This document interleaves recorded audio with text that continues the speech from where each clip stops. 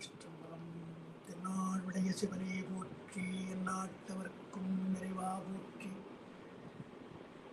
அண்ணாமலையமண்ணா போற்றி, கண்ணாறு முதற்கடவே போற்றி, ஏகம்பத்துரையந்தாய் போற்றி, பாகம் பெண்ணுருவானாய் போற்றி, காவாய் கனகத்திரளே போற்றி, கைலை மலையானே போற்றி போற்றி.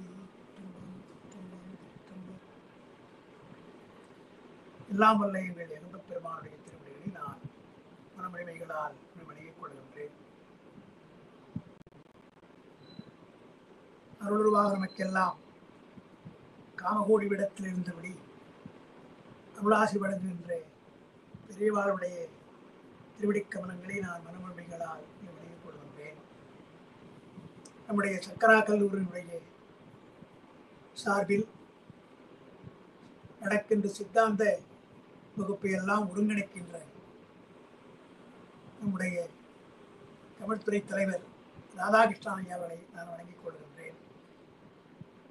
இதற்கு ஒருங்கிணைத்து அவரோடு பணியாற்றுகின்ற பேராசிரியர் பெருமக்களுக்கும் இந்த வகுப்பிற்கு ஒப்புதல் தந்த நம்முடைய சங்கரா கல்லூரி முதல்வருக்கும் இந்த நேரத்திலே நான் நன்றி கலந்த வணக்கத்தை தெரிவித்துக் கொள்கின்றேன். சிவஞான சித்தியாரில் 10ஆம் சூத்திரம் நாம் இன்றைக்கு சிந்திக்க இருக்கின்றோம். இந்த 10ஆம் சூத்திரத்தை சிவஞான முனிவர் சாதனத்தால் பெறப்படும் பெத்தனீக்கமும் முத்தி பேருமாய பயனியல்பு 3 சூத்திரத்தால் கூறுவான் தொடங்கினார். அதிலே இருவகை பயனுள் பெத்த நீக்கமாறு கூறுவார் போது 10ஆம் சூத்திரம் என்று எழுதுகிறார். அதாவது ஆன்மாவிற்கு பயன் என்ன என்றால் ஆணவம் கண்மம் மாயை என்ற பாசம் நீங்குதல், அப்புறம் முத்தி பேர், இது இரண்டும் பயன். பெத்த நீக்கமும் முத்தி பேரும் பாச நீக்கமும் சிவப்பேரும் என்று சொல்வார்கள். அதுதான் ஆன்மாவுடைய பயன். அதை தொடங்குகிற பொழுது பயனியல் என்று 10ஆம் சூத்திரம் பயனியல். இந்த பயனை சொல்லுகிற பொழுது முதலாவதாக பெத்த நீக்கம் கற்று நீங்குவது எப்படி என்பதை இந்த 10ஆம் சூத்திரத்திலே சொல்லுகிறார் என்று ஒரு முன்னுரை தந்திருக்கிறார். அந்த முத்திப்பேறு பாசநீக்கம் என்ற 2 பயனில் 10ஆம் சூத்திரம் பாசநீக்கத்தை சொல்லுகிறது. அது எப்படி அந்த பாசநீக்கம் என்றால் என்ன என்பதை முதல் பாட்டிலே அவர் சொல்லுகிறார். அவன் இவனாய் நின்ற முறை ஏகனாகி அரண்பணியின் நிற்றல். ஏகனாகி இறைவனோடு இறைவனியோடு நிற்றல் என்று ஒரு தொடர். நான் அவன் என்ற வேறுபாடு இல்லாமல் பெருமானோடு ஏகனாக ஒன்றாக இருந்து எல்லாம் இறைபணிதான், பெருமான் பணிப்பதுதான் நமக்கு நடக்கிறது, நாம் செய்வது ஒன்றுமில்லை என்ற எண்ணம் வருது இல்லையா, அது ஒரு பெரிய பக்குவ நிலை. அதனால் இவன் உலகில் இதம் ஐதம் செய்த எல்லாம் இதம் ஐதம் இவனுக்கு செய்தார்பால் இசையும். அவன் இவனாய் நின்ற முறை ஏகனாகி அரண்பணியில் நின்றிடவும் அகலும் குற்றம். சிவனும் இவன் செய்தியெல்லாம் என் செய்தி என்னும். செய்ததற்கு இவனுக்கு செய்தது எனக்கு, இவனுக்கு செய்தது என்றும் மகமகல உடனாகி நின்று கொள்வன் பரிவால் பாதகத்தை செய்திடினும் பணியாக்கி விடுமே. என்ன சொல்றார்? இதம் அகிதம் என்று 2 சொல்றார். இதம் என்றால் நன்மை, அகிதம் என்றால் தீமை. நன்மை தீமைகளை இறைவனை பக்குவத்தினாலே ஏகனாகி என்று உணர்கின்ற அடியார்களுக்கு பிறர் செய்கின்ற இன்ப துன்பங்களை எல்லாம் இவை இதம் அகிதம், இவன் செய்கிறான் அல்லவா, அதெல்லாம் இதம் ஐதம் இவனுக்கு செய்தால்வால் போகும். அதாவது ஒரு கேள்வி, இறைவனை நிற்கிற பொழுது இன்பமோ துன்பமோ எல்லாம் இறைவனுடைய செயல் என்று எண்ணுகின்றவர்களுக்கு அந்த இன்பத்தினாலேயும் துன்பத்தினாலும் வருகின்ற வினை கிடையாது. அந்த வினை இல்லாத பொழுது ஆகார்மியம் வராது. அப்ப அவனுக்கு இருந்த ஆகார்மியம் என்ன ஆகும்? ஏற்கனவே இருக்கிற ஆகார்மியம் இருக்கு இல்லையா, அது என்ன ஆகும் என்ற கேள்விக்கு இவனுக்கு யார் நன்மை தீமை செய்கிறார்களோ அவருக்கு போகும் என்று சொல்றார். அதனால்தான் அடியார்களை படிக்க கூடாது. அடியார்களை படித்தால் அவர்கள் செய்த பாவம் எல்லாம் படித்தவனுக்கு ஏறும். அடியாரை புகழ்ந்து வழிபட்டால் அவர் செய்த நன்மை எல்லாம் நல்வினை எல்லாம் அவரை சாரும். எனவே வழிபடுகின்றவரை சாருகின்றது நல்வினை, படிக்கின்றவரை சாருகின்றது அவருடைய தீவினை என்று அதைத்தான் இங்க முதல்ல சொல்றார். இவன் உலகில் இதம் ஐதம் செய்தான். அதாவது பக்குவம் வருகின்ற வரையில் உலக வாழ்க்கையில இருந்து கொண்டு இன்ப துன்பங்களை நன்மை தீமைகளை செய்தான். அதெல்லாம் இப்பொழுது என்ன ஆகுது? அதனுடைய பலன் என்ன என்றால் இதம் ஐதம் இவனுக்கு செய்தார்பால் இசையும். இவனுக்கு யார் நன்மை செய்கிறார்களோ அவர்களுக்கு இவனுடைய நல்வினை பயன் போகும். இவனுக்கு யார் தீமை செய்கிறார்களோ, அதாவது இறைவனுடைய பணியாக எண்ணுகின்றாரே அடியார், அந்த அடியார் செய்த தீமையெல்லாம் அவனுக்கு செய்த பணி யார் செய்கிறார்களோ அவனை போய் சேரும் என்று. இவனுக்கு நன்மை தீமை அல்லது நல்வினை தீவினை பயன் இவனுக்கு இல்லை என்று சொல்லிட்டு, ஏனென்றால் அவன் இவனாய் நின்ற முறை, இறைவனாக இருந்து தானும் இறைவனுமாக இருந்து ஏகனாகி அரண்படியிலே நிற்கிறான். எல்லாம் இறைவனுடைய செயல் என்று எண்ணுவதாலே நன்மை தீமையினுடைய பயனெல்லாம் இந்த அடியார்பால், பக்குவம் பெற்ற அடியார்பால் செல்லாது. பக்குவம் பெற்ற அடியார்பால் செய்கின்ற நன்மை தீமை எல்லாம், அடுத்தவர் செய்கின்ற நன்மை தீமை எல்லாம் இவன் செய்த நன்மை தீமை பயனாக போகும் என்று சொல்லிட்டு இன்னொன்று சொல்றார். சிவனும் இவன் செய்தி எல்லாம் என் செய்தி, இவன் செய்வதெல்லாம் என்னுடைய செய்தியாக பெருமான் ஏற்றுக்கொள்வான். அந்த நன்மையோ தீமையோ சிவனாக இருந்தவன் எண்ணுவதாலே, சிவோகம் பாவனைகளை எண்ணுவதாலே சிவன் என்ன செய்கிறான்? இவன் செய்கிற நன்மை தீமையெல்லாம் எனக்கு நான் எடுத்துக்கொள்கிறேன், அதனுடைய பெயரை நான் எடுத்துக்கொள்கிறேன் என்று சிவனும் இவன் செய்தியெல்லாம் என் செய்தி என்றும், செய்தினா செயல் அர்த்தம், செய்தது எனக்கு இவனுக்கு செய்தது எனக்கு நீங்கள் செய்தெல்லாம் அவனுக்கு செய்வது போல என்று வேறுபாடில்லாமல் பெருமான் அந்த ஆன்மாவை ஏற்றுக்கொள்கிறான். அது மட்டுமல்ல, பவம் அகல பிறவி நீங்குவதற்காக உடன் இருக்கின்றான். உடனிருந்து என்ன செய்கிறான்? பரிவால் பாதகத்தை செய்தாலும் பணியாக்குவான். அவன் செய்கின்ற தீமையை கூட நன்மையாக மாற்றுகிறான். இறைவனோடு சேர்ந்து எல்லாம் இறைவன்தான் என்று எண்ணுகின்றவர்களுக்கு அவன் செய்கின்ற பாதகம் கூட பணியாக போய்விடும் என்றால், அதுக்கு ஒரே ஒரு உதாரணம் சண்டேச நாயனார். சண்டேச நாயனாருடைய வரலாற்றில் அவன் தந்தை பூஜைக்கு இடையூறாக இருக்கிறார். பூஜைக்கு இடையூறாக இருக்கின்ற பொழுது பக்கத்திலே இருக்கின்ற ஒரு கொம்பை எடுத்து தூக்கி போடுகிறார். அது மழுவாக அவனை கொல்லுகிறது. அவன் தந்தையை கொன்ற பாவம் அல்லவா, பெரிய பாதகம் அல்லவா? அதாவது 3 வகையாக சொல்வார்கள். சண்டேச நாயனாருடைய தந்தை அவனுக்கு குருவாக இருக்கிறார். தந்தை குருதானே, குருவாக இருக்கிறார். அவன் சாதியிலே வேதியனாக இருக்கிறார். அப்புறம் இவனுக்கு தந்தையாக இருக்கிறார். சண்டேச நாயனாருக்கு குருவாக தந்தையாகவும் குலத்திலே வேதியனாக இருப்பதாலே எவ்வளவு பெரிய பாதகம் அது! தந்தையை கொன்ற பாவம், குருவை கொன்ற பாவம், வேதியனை கொன்ற பாவம் என்று 3 வகையான பாதகம் சண்டேச நாயனாரை சேருகிறது. ஆனால் அந்த பாதகத்தை பாதகமாக எண்ணாமல் பாதகத்துக்கே பரிசு வைத்தான். அவன் செய்த பாதகத்துக்கு பரிசு வைத்தான். அவனுக்கு பல்லாண்டு கூறும் என்று 9ஆம் திருமுறையில பல்லாண்டு இசைக்கிறார்கள். என்றால் சிவனும்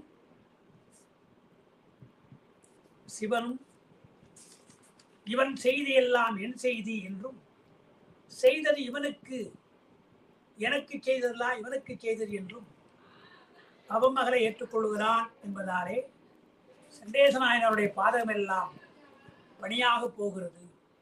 அதனால்தான் சிவஞான சித்தியார்ல முதல்லயே இந்த எடுத்துக்காட்டு கொடுக்கிறார். அதாவது இறைவனுக்கு அன்பில்லாமல் இருக்கிறார்களே, பலனடிக்கு அன்பில்லாதார் செய்கின்ற புண்ணியம் பாவமாகும். அறநடைக்கு அன்பு செய்வார் பாவமும் புண்ணியமாகும் என்று சொல்லிட்டு அதுக்கு என்ன உதாரணம் சொல்றார்? மரமுடை தக்கன் செய்த மாவேள்வி தீமையாயிற்று, நரரில் பாலன் செய்த பாதகம் நன்மையாயிற்றுன்னு சொல்றார். அதாவது இறைவனிடத்திலே அன்பு செலுத்துகின்றவர்கள் செய்கின்ற பாவம் கூட புண்ணியமா மாறும். இறைவனுக்கு அன்பில்லாதார் செய்த புண்ணியம் பாவமாக மாறும். அது தக்கனுடைய வேள்வி தகர்க்கப்பட்டது. சிவனடியாக இருந்த சண்டேசநாயனருடைய பாதகம் தபமாக மாறிற்று, புண்ணியமாக மாறிற்று என்று எடுத்து சொல்றார்.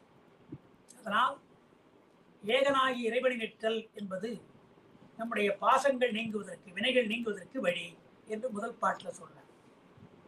அதுக்கப்புறம் இன்னொன்னு சொல்றார், நான் செய்தேன் பிறர் செய்தார் என்னது யான் என்னும் இக்கோன், கோணை என்றார். மனக்கோன் என்றால் மனம் வளைந்திருக்கிறதா. இதை நான் தான் செய்தேன் என்றோ, எனக்கு இவர் பிறர் செய்தார் என்றோ, இது என்னது நான் என்று சொல்லுகின்றவையெல்லாம் மனக்கோன். மனக்கோட்டம் என்றால் மனம் வளைந்திருக்கிறது. இது என்ன தெரியும்? ஞான எரியால் வெதுப்பி நிமிர்த்த வேண்டும். ஞானத்தீயாலே வெதுப்பி நிமிர்த்த வேண்டும் என்றால் வளைந்த மூங்கில் ஒன்று இருக்கும். அந்த வளைந்த மூங்கிலை நிமிர்த்துவதற்கு என்ன செய்வார்கள்? நெருப்பில் காய்ச்சுவார்கள். அந்த மூங்கிலை நெருப்பில் காய்ச்சுவாங்க. எப்படி இரும்பு வளைந்திருந்தால் நெருப்பிலே காய்த்து நிமிர்த்துகிறார்களோ, அதுபோல் மூங்கிலாக இருந்தாலும் கூட நெருப்பிலே காய்ச்சினால் அது நிமிரும். அதுதான் சொல்றார், ஞான எரியால் வெதுப்பி நிமிர்த்துன்ற. மூங்கில் போல வளைந்திருக்கின்ற இந்த மனம் அல்லது இரும்பு போல வளைந்திருக்கின்ற இந்த மனத்தை நிமிர்த்த வேண்டும் என்றால் ஞானத்தீ வேண்டும். ஞானத்தீயால் நிமிர்த்த வேண்டும். நிமிர்த்தினால் என்னதல்ல, என்னுடையதல்ல, நான் அல்ல என்று எண்ணுகிற பொழுது பெருமான் செவ்வே நிற்பான். பெருமான் உள்ளத்திலே பெருமான் தத்துவனாக இருக்கின்றார். அத்தத்துவன் நேரே தனை அளிக்கின்றார். வினையை ஒழிக்கின்றார். முன்னிற்கின்ற வினையெல்லாம் இருள் ஒளி முன்னாலே இருள் போல அதை வினை நீங்குகிறது. நான் செய்தேன் எனும் அவருக்கு. ஒருவேளை நான் செய்தேன் சொன்னா அவருக்கு என்ன ஆகும்? தான் அங்கு இன்றி பெருமான் அங்கே தோன்ற மாட்டான். எல்லாம் பெருமான் செய்வது நான் செய்வதல்ல என்று எண்ணினால் பெருமான் அங்கே தோன்றி வினையை நீக்குகிறான். இல்லைங்க, நான் தான் செய்கிறேன்னு நான் என்ற எண்ணம் வந்தால், அந்த ஆணவம் வந்தால் பெருமான் அங்கு இல்லை. தான் அங்கு இன்றி நன்னுவிக்கும் போகத்தை பண்ணுவிக்கும். அவனுக்குள்ள போகத்தை எல்லாம் தருவான். அதாவது இன்ப துன்பங்களை எல்லாம் அவன் தருகிறான். அதனால் கண்ணும் ஒழியாது ஆகான்மியமாக வளரும். இறைவனை சேர்ந்து நான் செய்யவில்லை, பெருமான் தான் செய்கிறார் என்றால் ஆகான்மியம் இல்லை. பெருமானை எண்ணாமல் நான் தான் செய்கிறேன் என்று எண்ணினால் அங்கு ஆகான்மியம் வளரும். அதைத்தான் சாத்திரங்களையும் சொல்லுகிறார்கள், தோத்திரங்களையும் சொல்லுகிறார்கள். தோத்திரத்தில் நீங்க பார்த்தா தெரியும், கரங்குவிவார் உள்மையிடும் கோன் கடல் வெல்க, சிறங்குவிவார் ஓங்குவிக்கும் சீரோன் கடல் வெல்க என்று சொல்றார். என்றால் கரங்குவித்தல் என்பது உலகப் பயனுக்காக வணங்குகிறார்கள் அல்லவா, எனக்கு இது வேண்டும் என்று வணங்குகிறார்கள் அல்லவா, அவர்களுக்கு அந்த பலனை தந்து விடுகிறான். ஆனால் வினையை நீக்குவது கிடையாது. ஆனால் சிறங்குவித்தால் கைகளை எல்லாம் தலைக்கு மேலே வைத்து கும்பிட்டு பெருமானை நீதான் எல்லாம் என்று எண்ணினால் அவருடைய ஆகாமியத்தை நீக்குகிறான். வினை நீங்குகிறது, அவனுக்கு பாசம் நீங்குகிறது என்று திருவாசகத்தில் அவர் சொல்லுகிறார். அப்பர் பெருமானும் சலமிலன் சார்ந்தவருக்கு அல்லார் நலமிலன் நன்னினார்க்கு நல்லன் என்று பாடுறார். அவர் எந்த விதமான வஞ்சனையும் இல்லாதவன். தன்னை சார்ந்தால் அவன் ஆகாமியத்தை நீக்குகிறான். தன்னை சாரவில்லை என்றால் அவளுக்கு ஆகாமியத்தை தருகிறான். எனவே அவன் சலமிலன், அவன் வஞ்சனை இல்லாதவன் என்று. அதாவது சார்ந்தவருக்கு நன்மை செய்கிறான், சாராதவருக்கு தீமை செய்கிறான் என்று சொன்னால்தான் தவறு. சார்ந்தவருக்கு ஆகாமியத்தை நீக்குகிறான், சாராதவருக்கு ஆகாமியத்தை நீக்குவது கிடையாது, அந்த அவனுடைய வினையை அவனுக்கு தருகிறான் என்றால் அவன் வஞ்சனை இல்லாதவன் என்று அந்த குறிப்புல அப்பர் பெருமான் பாடுற பாட்டு இங்கே ஞாபகம் வரணும். எனவே நான் செய்தேன் எனும் அவருக்கு தான் அங்கு இன்றி நல்லுவிக்கும் போகத்தை தருகிறான். கண்மம் வரும், பல்லுவிக்கும் கண்மத்தை எல்லாம் அவன் சேர்க்கிறான், ஆகாமியத்தை தருவான். ஊன் செய்யா ஞானம்தான் குதிப்பினல்லான் ஒருவருக்கும் யான் எனது இங்கு ஒழியாது. ஞானம் வராமல் ஊன் செய்யாது என்றால் குற்றமற்ற ஞானம், குற்றமற்ற பரிஞானம் வந்தால்தான் யான் எனது என்ற அந்த அகந்தை செருக்கு நீங்கும் என்று இங்கே காரணம் சொல்றார். பெருமானை சார்ந்தால் யான் எனது என்ற பற்று நீங்கும் என்கிறார். அது முக்கியமா நம்ம அதை பார்க்கணும். அதுக்கடுத்தது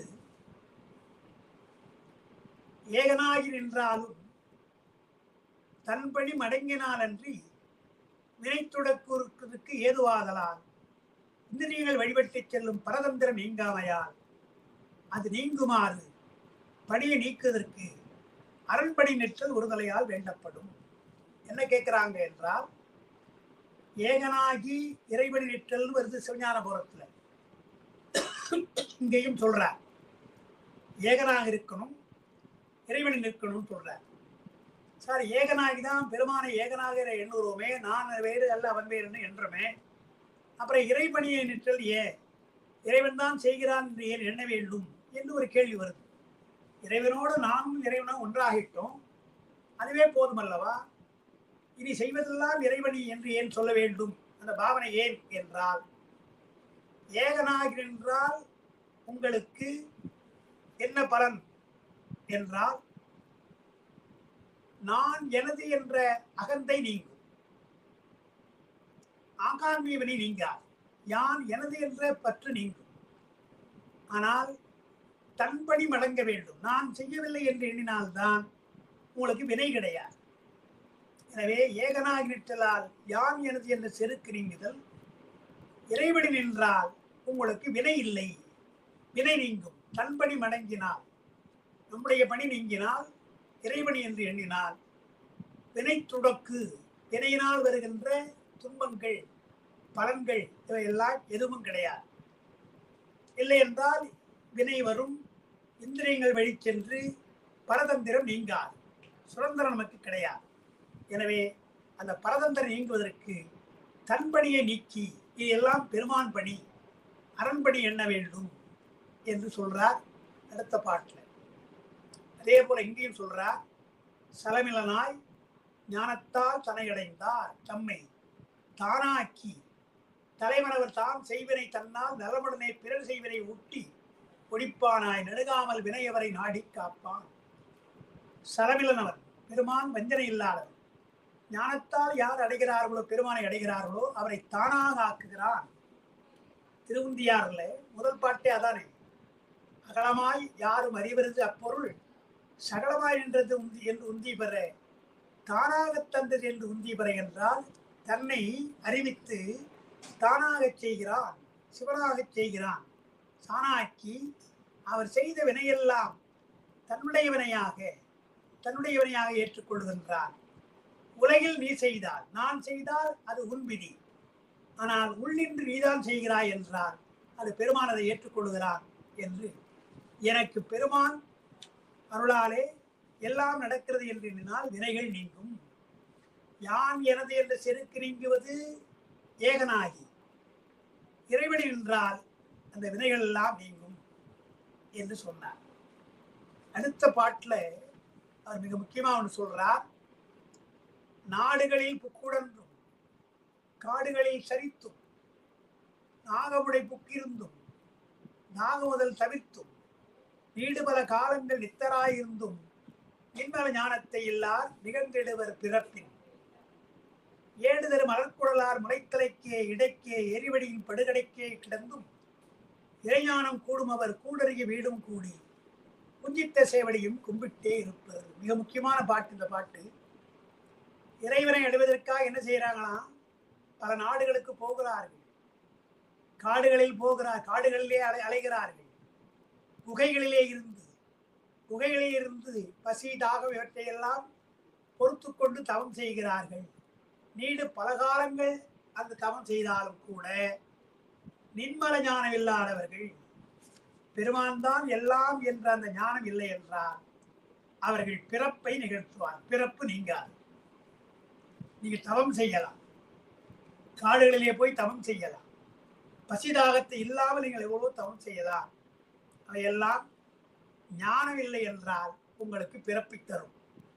ஞானம் ஒன்றுதான் பிறப்பை நீங்கும் சொல்லிட்டு அது என்ன சொல்ற அடுத்த பாட்டுல, ஏடு தரு மலர்கொடலார் முளைத்தரைக்கே இடைக்கே எரிவிடின் படுகடைக்கே கிடந்துன்ற காம நினைவோடு ஒரு பெண்ணை அணுகுறோம் அல்லவா, அது தப்புன்னு தானே சொல்றாங்க. ஆனால் இது மாதிரி இறைவனுடைய ஞானம் பெற்றவர்களுக்கு பெண்ணோடு இருந்தாலும் கூட அது இறையோடு இருந்தது போல எண்ணுவார்கள். பெண்ணின்பம் தான், ஆனால் அது பேரின்பமாக பெருமான் தருகிறான் என்று எண்ணுவார்கள். அந்த இடத்தில் தான் நம்மை மறப்பதல்லவா. நம்மை மறக்கின்ற இடம், பெருமானை மறக்கின்ற இடம்தான் இது. ஆனால் அதையும் மீறி இறைவழியாக எண்ணுகிற பொழுது அந்த இன்பம் கூட, சிற்றின்பம் கூட பேரின்பமாக வரும் என்றுதான். அதுக்கு உதாரணம் நம்முடைய சுந்தர பெருமான். சுந்தர பெருமானை பற்றி சொல்லுகிற பொழுது சேக்கிழார், பொன்னாறு முலை உங்கள் கூடே சார்பாக அவர் அடைகின்ற இன்பம் இருக்கல்லவா, அது பொன்னாறு முலை கோடு மறை உச்சி போல இருக்கின்ற மார்பகம். அதை அடையினாலும் கூட என்ன செய்தார், யோக பரம்பரை பன்னாடும் பயில் யோக பரம்பரையில் புரிந்தார். யோக நிலையே இருக்கின்றார் அவர். போகம் என்றாலும் கூட யோக நிலையே பெருமானை எண்ணுகிறார். அது பெருமானுடைய அருளாக நாம் எண்ண வேண்டும், வினை வராது என்பதற்கு இந்த பாட்டை சொல்றார். ஏடு தெரு மலர்கொடலார் முளைத்தலைக்கே இடைக்கே எரிவிடின் படுகடைக்கே கிடந்தும் இறைஞானம் கூடும் அவர். பதிஞானம் இருந்தால் அவர்கள் வீடும் கூடுவார்கள், குஞ்சித்த சேவடியை கும்பிட்டிருப்பார்கள் என்று சொல்றார். எனவே பரிஞானம் பெற்றவர்கள் இறைவனையே எண்ணி இறைவனி ஏகனாகி இறைவனி உற்றவர்கள் எல்லாம் இது போன்ற நிலையிலே சிற்றின்பத்தை பேரின்பமாக அடைவார்கள் என்கிறார். அதுக்கு என்ன உதாரணம் சொல்ற, எப்படி என்றார் பாருங்க. அது எப்படி சார் முடியும்னு கேட்டா அதுதான் அடுத்த பாட்டை சொல்றார். அங்கித்தம்பனை வல்லார்க்கு அனல் சுடாதாகும், ஔடத மந்திரம் உடையார்க்கு அறிவிடங்கள் ஏறா, எங்கு இத்தை கர்மமெல்லாம் செய்தாலும் ஞானிக்கு இருவினைகள் சென்று அடையா, உற்செய்வினை இங்கு தங்கிப்போம் பாத்திரமும் குலாலன் வினைதவிருந்த சக்கரமும் கந்தித்து சுழலுமா போல் மங்கிப்போய் வாதனையால் உழவிக்கும் எல்லா மலங்களும் பின் காயமொடு மாயுமன்றே என்று சொல்றார். இது எப்படி சார் முடியும்? பெண்பம் என்பது போகம் அல்லவா, அந்த போகத்தை பெற்றால் அதை சிவபோகம் எப்படி நீங்க சொல்றீங்க? சிவனை எண்ணித்தான் செய்கிறார் என்றால் அந்த சிற்றின்பம் பேரின்பமாக எப்படி மாறும்? அது வினை வராதா என்ற ஒரு கேள்வி வருகின்ற பொழுது அதற்குத்தான் என்ன பதில்? நெருப்பை நாம் பிடிக்கலாம். ஒரு இரும்பு கம்பி நெருப்பு சூடா இருந்தா, அதாவது அந்த இரும்பு பழுக்க காய்ச்சலா இருந்தா கூட இருக்கலாம், அதை நீங்க அப்படியே பிடிக்கலாம். எப்ப என்றால் அங்கித்தம்பனை. அங்கித்தம்பனம் என்றால் நெருப்பை கட்டுப்படுத்துதல் அர்த்தம். அதற்கு ஒரு மந்திரம் இருக்கு. அந்த அங்கித்தம்பன மந்திரத்தை கொண்டு நீங்க பிடிச்சீங்கன்னா அந்த எரி சுடாது, கனல் சுடாது. இரும்பை பற்றி இருக்கிற கனல் சுடாது. அதே போல ஔடத மந்திரம், மருந்துக்காக உள்ள ஒரு மந்திரம் இருக்குது. பாம்பு கடித்தால் அதற்கு ஒரு மந்திரம் இருக்கிறது. அந்த மந்திரம் கற்றுக்கொண்டால் பாம்பினுடைய விஷம் ஏறாது.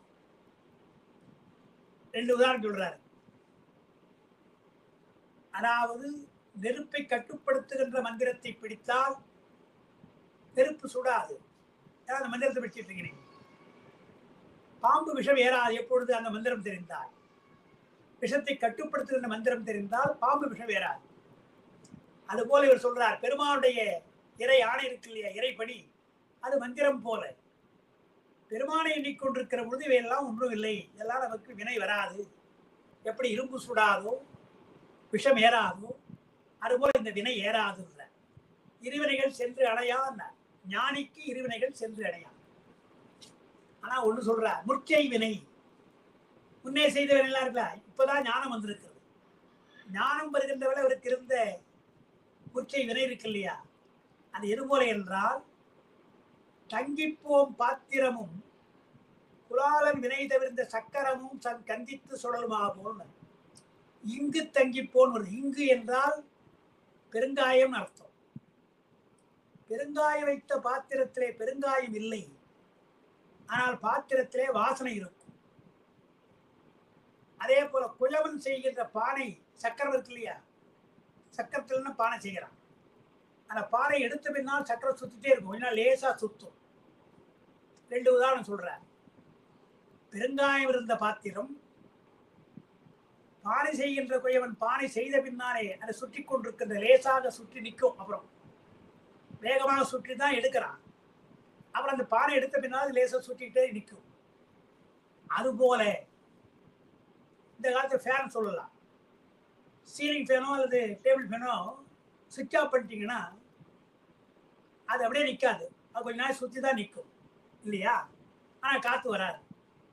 அதை தாங்க சொல்கிறேன். பெருங்காயத்தில் இருக்கிற பாத்திரத்தில் வாசனை இருக்கிறதே, அதை வச்சு குழம்பு வைக்க முடியாது. அதே போல சுத்துகின்ற அந்த குயவனுடைய சக்கரம் சுத்தாம லேசா சுத்துது இல்லையா, அப்ப அதனால பானை செய்ய முடியாது. அப்ப வேகமா சுத்தினாதான் பானை செய்ய முடியும். அதே போல மேல இருக்கிற மின்விசிறி ஃபேன் சுவிட்ச் நிறுத்திட்டா காத்து வராது, சுத்தும் என்னால் சுத்தும், ஆனா காத்து வராது. அது ஏன் சொல்றாருன்னா, அதுபோல் ஞானிகளுக்கெல்லாம் முன்செய் வினை இருந்தாலும் கூட பெருமான் அருள் இருப்பதாலே அவளுக்கு பிறப்பில்லை. வினை என்றால் பிறப்பு தான் வரணும், ஆனால் முன் செய்த வினையினாலே பிறப்பு வருமா என்றால் பிறப்பு வராது. இதுபோல என்றால் அந்த பெருங்காய பாத்திரத்தின் வாசனை மூலமாக குழம்பு வைக்க முடியாதது போல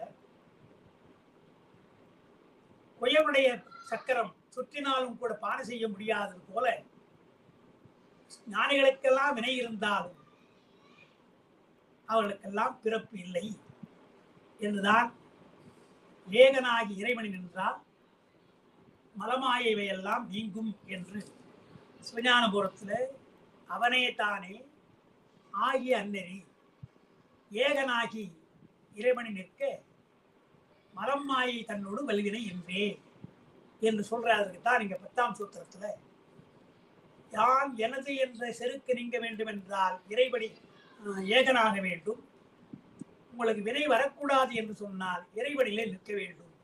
இருந்தால் இது அதுக்கு பின்னால் நீங்க ஞானியா மாறுறீங்க.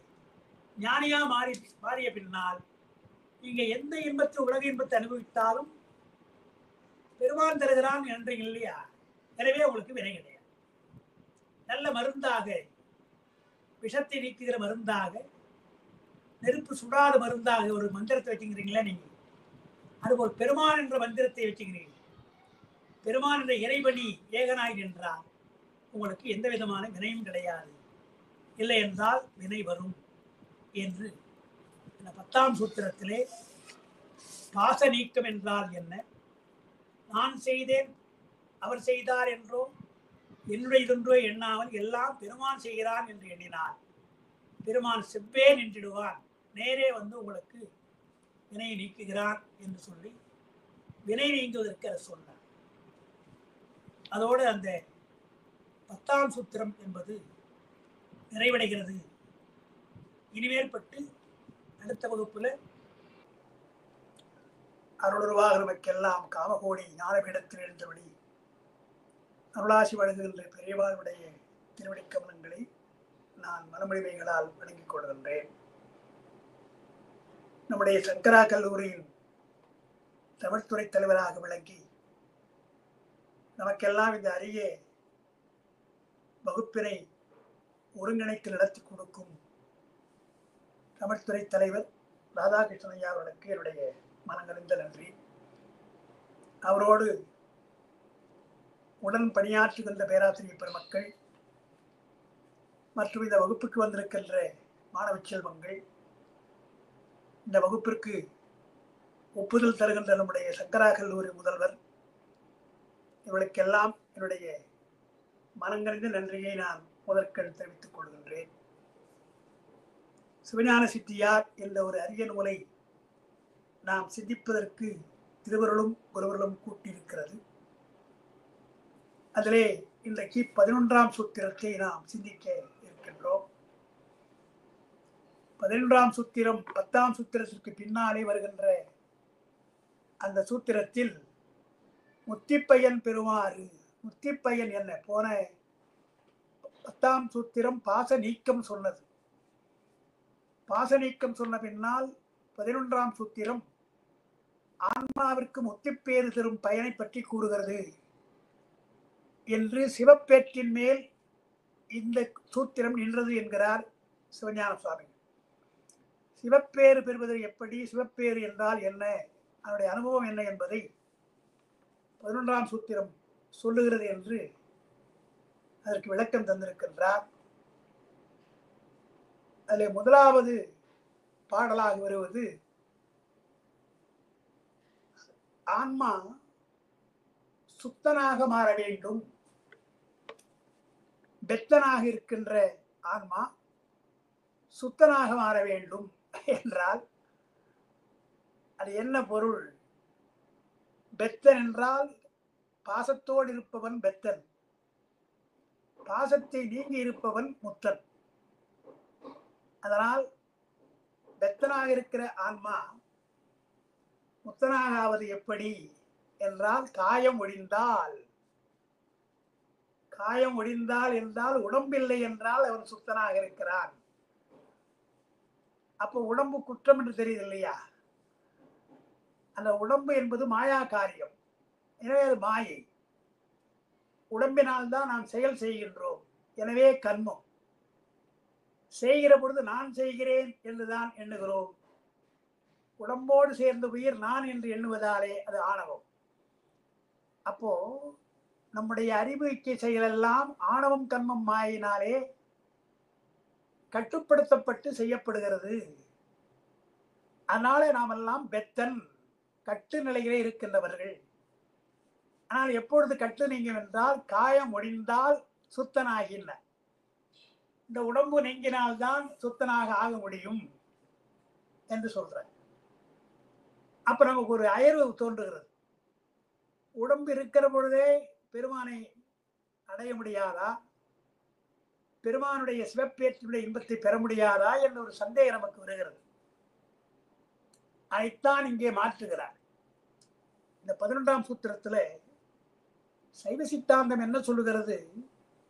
உடம்பு நீங்கினால்தான் சிவத்தினுடைய இன்பம் என்பது இல்லை, அதுதான் முறை.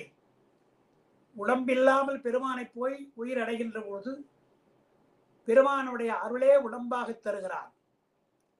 அருளையே உடம்பாக தந்து அந்த இன்பத்தை தருகிறான் என்பது சைவ சித்தாந்தம். ஆனால் உடம்பு இருந்தாலே அந்த இன்பத்தை அடையலாம்.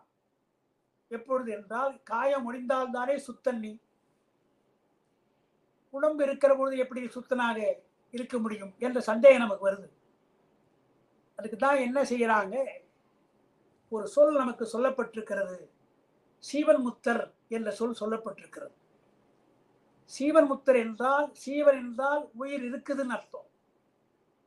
முத்தர் என்றால் உடம்பை விட்டு உயிர் போன நிலை என்று அர்த்தம். உடம்புக்குள்ளேயே இருந்து உயிர் உயிர் போன இன்பத்தை பெறுகிறது, உயிர் போன பின்னாலே பெறுகின்ற இறைவனுடைய இன்பத்தை பெறுகிறது என்றால் அது முத்த நிலை. ஆனால் உடம்போடு உயிர் இருப்பதாலே அது சீவன், சீவான்மா. எனவே இரண்டையும் சேர்த்து சீவன் முத்தர்.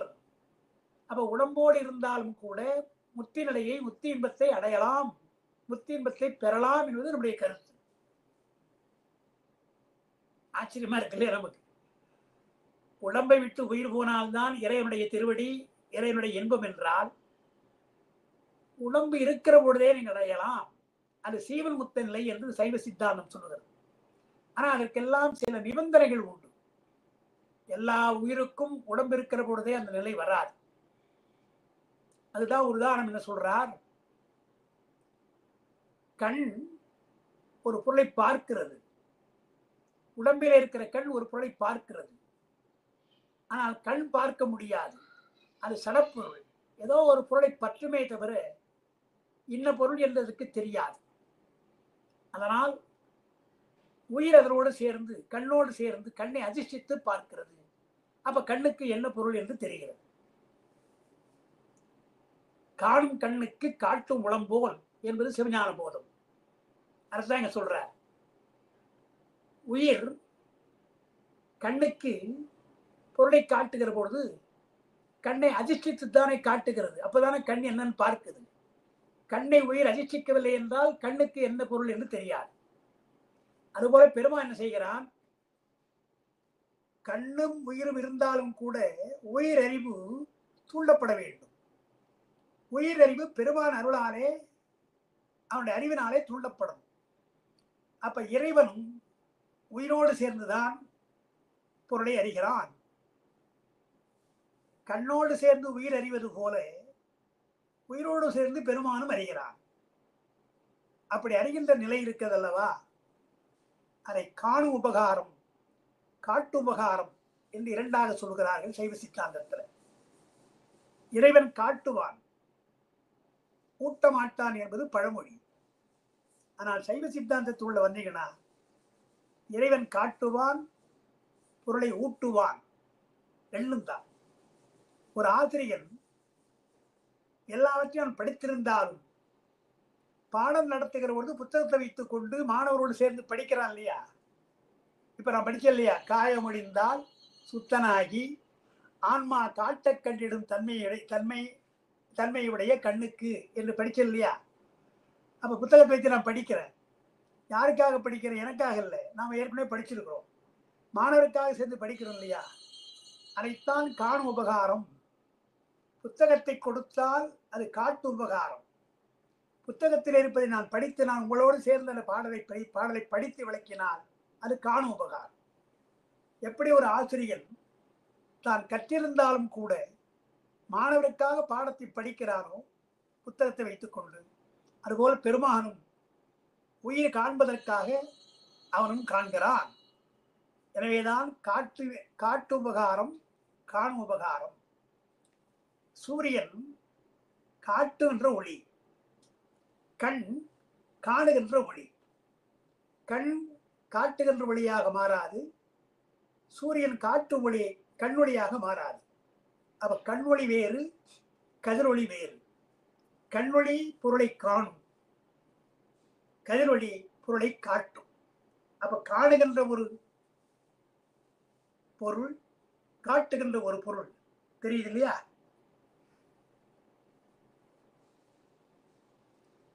ஆனால் இறைவன் காட்டவும் செய்கிறான், காணவும் செய்கிறான். இறைவன்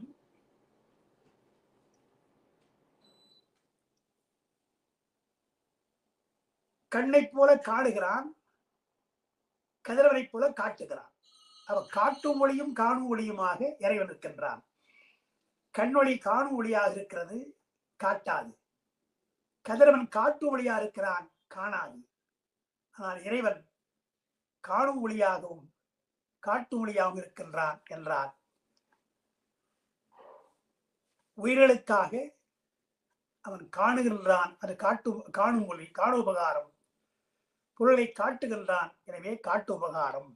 அதுக்குதான் இங்க சொல்றாரு, ஏயும் உயிர் காட்டி கண்டிடுமா போல. ஆன்மா காட்ட கண்டிடும் தன்மையுடைய கண்ணுக்கு ஏயும் உயிர் காட்டி கண்டிடுமா போல ஈசன் உயிர்க்கு காட்டி கண்டிடுவான். உயிர் பொருளை கண்டு கண்ணுக்கு தெரிவிப்பது போல இறைவன் தான் கண்டு உயிருக்கு காட்டுகிறான். மண்ணுயிருக்கு காட்டி கண்டிடுவான். காட்டி கண்டிடுவான் என்றால் கண்டு காட்டுவான் தான் அதுக்கு அர்த்தம். பாட்டுல ஈசன் உயிர்க்கு காட்டி கண்டிடுவன் இருக்குது. இருந்தாலும் ஈசன் உயிருக்காக கண்டு காட்டுவான், தான் கண்டு காட்டுவான்.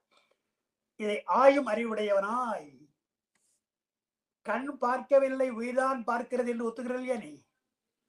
அதுபோல உயிர் பார்க்காது, சிற்றறிவு அறிவித்தால் தான் அறியும். எனவே அறிவித்தால் அறிகின்ற உயிருக்கு பெருமான் அறிவிக்கின்றான். அறிவிப்பதாலே உயிர் அறிகின்றது என்று அறிந்தால் இத்தை ஆயும் அறிவுடையவனாய் அன்பு செய்தால் பெருமான் நமக்காக காட்டுகிறானே, நமக்காக காணுகிறானே. குரு பக்தி நியம் வருது மாணவர்களுக்கு. மாணவர்களுக்கெல்லாம் ஆசிரியர் நமக்காக படிக்கிறார், நமக்காக சொல்றாருன்னு தானே பக்தி வருது குரு மேல. அதுபோல நமக்காக காட்டுகிறான், நமக்காக காணுகிறான் என்று இறைவனை நாம் நம்பினால், இறைவனை எண்ணினால் அந்த மேல் அன்பு வரும். அன்பு செய்ய அந்நிலவை இந்நிலையின் அடைந்த முறையால் மாயமெல்லாம் நீங்கி மாயா காரியம் நீங்குகிறது. அரணடி கீழ் அரண் மலரடி கீழ் இருப்பன் பெருமானுடைய திருவடி கீழ் இருப்பான், மாறாத சிவானுபவம் மருவிக்கொண்டே.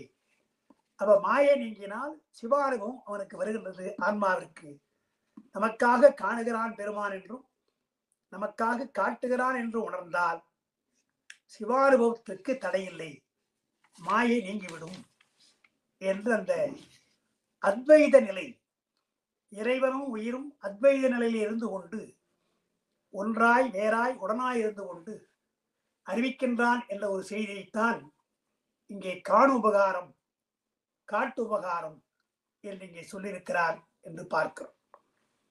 அடுத்து இறைவனை உணர்ந்தவர்கள் ஞானிகள் அவர்கள் என்ன பண்றாங்க, உலகியலை நாடுவது கிடையாது. பரஞானத்தால் பரத்தை தரிசித்தோர் பரமே பார்த்திருப்பர், பதார்த்தங்கள் பாரார். பதார்த்தம் என்றால் பதம், அர்த்தம். பதம் என்றால் சொல், சொல்லக்கூடிய பொருள். உலகப் பொருள்கள் எல்லாம் சொல்லை உடையவை, சொல்லினாலே விளக்கப்படக்கூடியவை. இறைவன் ஒருவன் தான் சொல்லுக்கு அகப்படாதவன், சொல்லால் விளக்கப்பட முடியாதவன் யார் என்றால் பெருமான். அதனால் பதார்த்தங்கள் என்றால் இறைவனை பார்த்த பின்னாலே, பரஞானத்தால் இறைவனை தரிசித்த பின்னாலே உலகப் பொருள்களை சொல்லால் விளக்கப்படுகின்ற பதார்த்தங்களை அவன் பார்க்க மாட்டான், ஞானி பார்க்க மாட்டான். அப்படி ஒரே பார்த்தால் ஏன் பார்க்க முடியாது என்றால் அங்க சொல்றார், பார்க்க வருஞானம் பலஞானம் அஞ்ஞான விகற்பம். அஞ்ஞானம் என்றால் சுற்றுணர்வு அர்த்தம். எந்த பொருளை நீ பார்த்தாலும் சுட்டித்தான் அறிகின்றாய். ஏகதேசமாக இது புத்தகம், இது வீடு, இது மாடு என்று சுட்டி அறிகிறாய். எனவே நம்முடைய ஞானம் பார்க்க வரும் ஞானம், பதார்த்தங்களை பார்க்க வரும் ஞானம் இருக்கு இல்லையா. உலகப் பொருளை பார்க்க வேண்டும் என்றால் அவையெல்லாம் பல ஞானங்கள், அது அஞ்ஞானம் தான். அஞ்ஞானம் என்றால் அறியாவின் அர்த்தம் கிடையாது, இங்கே சுற்றுணர்வு அர்த்தம். சுற்றுணர்வினாலே நாம் அறிகிறோம். ஆனால் பெருமானை வியாபகத்தினாலே அறிகிறோம். அவன் வியாபகன். வியாபக உணர்வு இருந்தால்தான் பெருமானை அடைய முடியும், அறிய முடியும். சுற்றுணர்வினால் அறிய முடியாது. எனவே பதார்த்தங்கள் பார்த்தால் அவையெல்லாம் சுற்றுணர்வு. அது இல்லாமல் பல ஞானம் சொன்னதனால கருவிகளால் அறிகின்ற காட்சி அளவை, கருதல் அளவை, உரை அளவின்னு சொல்றோம் இல்லையா, அந்த மாதிரி பல வகையான அளவைகளால் அறிகின்ற ஞானம், கருவிகளால் அளவைகளால் அறிகின்ற ஞானம், அது பெருமானை காட்டாது. அளவைகளால் பெருமானை காண முடியாது. அதே போல சொற்களால் அறிய முடியுமா என்றால் அது வாச்சிய வாசக ஞானம், வைந்தவத்தின் கலக்கம். வைந்தவம் என்றால் சுத்தமாயி, விந்து அதனுடைய காரியம் வைந்தவம். சுத்தமாயில் தான் வாக்கெல்லாம் வருகிறது. நால்வகை வாக்கும் பெருமானை அறிய முடியாது. அவரும் தருஞானம், போக ஞானம், போக ஞாத்திரு ஞான நேயம், தங்கிய ஞானம் சங்கற்பரை ஞானமாகும். அப்போ நான் அறிகிறேன் என்றதும் அறிபவன், என்னுடைய அறிவு என்ற அறிவு, அதனால் அறியப்படுகின்ற பொருள் என்று திருவிடி ஞானம் சொல்வான். நான் என்பது அறிபவன், அறிகிறேன் என்றால் அந்த அறிவு என்பது ஞானம், அது அறிபவன், அது அறிவு, அறியப்படுகின்ற பொருள் நேயம். அப்ப ஞாத்ரு ஞானம் நேயம் என்ற திருவிடி ஞானம் இருக்கல்லவா, அதுவும் நமக்கு பேதம்தான், பேத உணர்வு தான். அது இதுன்னு சொல்றோம் இல்லையா. சுற்றுணர்வு எல்லாம் பேதமாக இருக்கின்றது, சாத்திர ஞானம் எல்லாம் வாக்காக இருக்கின்றது. அப்புறம் சிந்தித்து தெளியலோம் என்றால், நாமே சிந்தித்து தெளியலாம் என்றால் அது பாவனை ஞானம், அது பேத ஞானம். எனவே சிந்திப்பதும் தெளிவதும் பேத ஞானமாக இருப்பதாலே அவையெல்லாம் பாவனை ஞானமே தவிர அனுபூதி ஞானம் அல்ல. இவற்றிற்கு மேலாய் சிவஞானம் ஒன்றுதான். சிவஞானம் வந்தால்தான் உலகப் பொருளை நாம் பார்க்க முடியாது, பதார்த்த ஞானம் நீங்கும் என்றுதான் தங்கிய ஞானம் சங்கற்பனை ஞானமாகும். திருஞானம் இவற்றையெல்லாம் கடந்த ஞானம், கடந்த சிவஞானம் தான். திருஞானம் எது என்றால் மற்றெல்லாம் வருஞானம், தருஞானம், பவஞானம், பலஞானம். ஆனால் திருஞானம் என்பது சிவஞானம் அல்லவா? இவையெல்லாம் கடந்தால்தான் சிவஞானம் வரும். அவர்களுக்கு தான் சீவன் முத்தர்கள். இவற்றையெல்லாம் பதார்த்தங்களை பார்க்காமல், சுற்றுணர்வோடு பார்க்காமல், அளவைகளால் பார்க்காமல், பாவனையால் பார்க்காமல், வாக்கினாலே பார்க்காமல் இருந்தால் அவளெல்லாம் சீவன் முத்தர்கள். அந்த சீவன் முத்தர்கள் சிவமே கண்டிருப்பார். ஞானசம்பந்த பெருமான் சிவனிடையே சிந்திக்கும் திருப்பெருகு சிவஞானம் என்று சொன்னார் இல்லையா? அதுபோல சிவஞானம் பெற்றவர்கள் எல்லாம் சிவமே கண்டிருப்பார்கள். ஆனால் மற்றவர்கள் எல்லாம் உலகப் பொருள்களை காண்பார்கள். ஞானிகள் பதார்த்தங்களை பாரா சிவமே கண்டிருப்பார் என்று சொல்லி அதுக்கு அடுத்து இன்னும் ஒன்று சொல்றார். முத்தி நிலையில் பெருமானை அடைகின்ற பொழுது முத்தி நிலையில் உடம்பு கிடையாது என்பது சைவ சித்தாந்த கருத்து. ஆனால் பாஞ்சராத்திரிகளும் சரி, மற்ற உருவ சிவசமாதிகளும் சரி, முத்தி நிலையிலே ஒளி உடம்பு உண்டு, திவ்ய சரீரம் திப்பிய சரீரம் தான், திப்பிய சரீரம் உண்டு என்று கொள்கை உடையவர்கள் உருவ சிவ சமவாதிகள். பாஞ்சராத்திரிகள் எல்லாம், பாஞ்சராத்திரினா வைஷ்ணவர்கள், இவளெல்லாம் முத்தி நிலையிலே ஒளி உடம்பு உண்டு என்பார். அது நமக்கு உடன்பாடு கிடையாது. அதாவது உடம்பு என்பது தூல உடம்பு என்றால் அது சூக்கும் உடம்பு தருவதுதான் நமக்கு தூல உடம்பு. எந்த உடம்பாக இருந்தாலும் அது மாயா உடம்பு. மாயாகாரிய உடம்போடு பெருமானை அடைய முடியாது என்பதால் என்ன சொல்லலாம்? பதமுத்தி நிலையிலே வேண்டுமானால் இது போல ஒளியுடம்பு போல இருக்கலாம். பரமுத்தியிலே பெருமானை தவிர பெருமானுக்கு உடம்பு கூடாது. உடம்பு இல்லாமல் தான் ஆன்மா பரமுத்தி அடைய வேண்டும். எனவே என்ன சொல்றாருங்க? உடம்பு இருந்தது என்று சொன்னால் அதுக்கு காரணமாக மாயை இருக்கணும். மாயை இருந்தால் செயல் வரும், உண்டி வினைக்குள்ள செயல் வரும். செயல் வந்தால் அதை இயக்குவதற்கு ஆணவம் வரணும். அப்போ உடம்பு இருக்கிறது என்று சொல்வதோடு முடியாது. உடம்பு இருந்தால் அது மாயை, மாயை இருந்தால் உடனே செயல், செயலுக்கு இயக்குவது ஆணவம். எனவே மூன்று வந்துவிடும். எனவே அங்கு முத்தி என்று சொன்னால் பதமுத்திகளை வேண்டுமானால் அந்த உடம்புகள் இருக்கலாம், புரியட்டக காயம் போல இருக்கலாம். ஆனால் அனாதியாக இருக்கிற ஆணவம் நீங்கினால், ஆணவம் நீங்க வேண்டும் என்றால் உடம்பு அங்கே இருக்கக்கூடாது. எனவே ஆணவம் நீங்கிவிட்டால் அங்கே உடம்பு கிடையாது, வினை நீங்கிவிட்டால் அங்கே உடம்பு கிடையாது. எனவே நம்முடைய கருத்து எந்த நேரத்திலும் முத்தி நிலையிலே உடம்பு கிடையாது என்பது நம்முடைய கொள்கை. திருவள்ளுவர் மற்றும் தொடர்பாடு எவன்கோலோ பிறப்பெருக்கல் உற்றார்க்கு உடம்பு மிகை என்று சொல்ற. பிறப்பெருக்கின்றவர்களுக்கெல்லாம் உடம்பு மிகைன்றார்.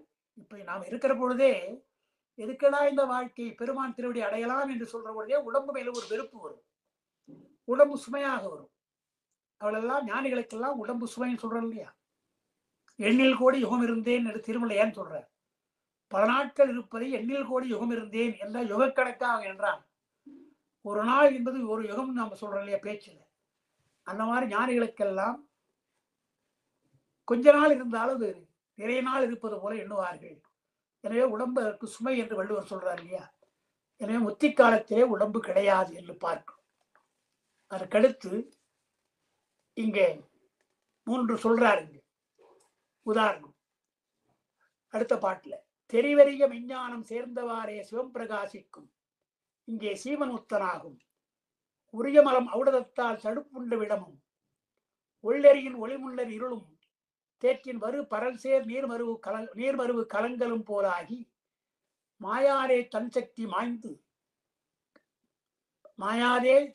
மாய்ந்து காயம் திரியும் அளவும் உளதாய் பின்பு காயம் சேராத வகை தானும் தேயும்.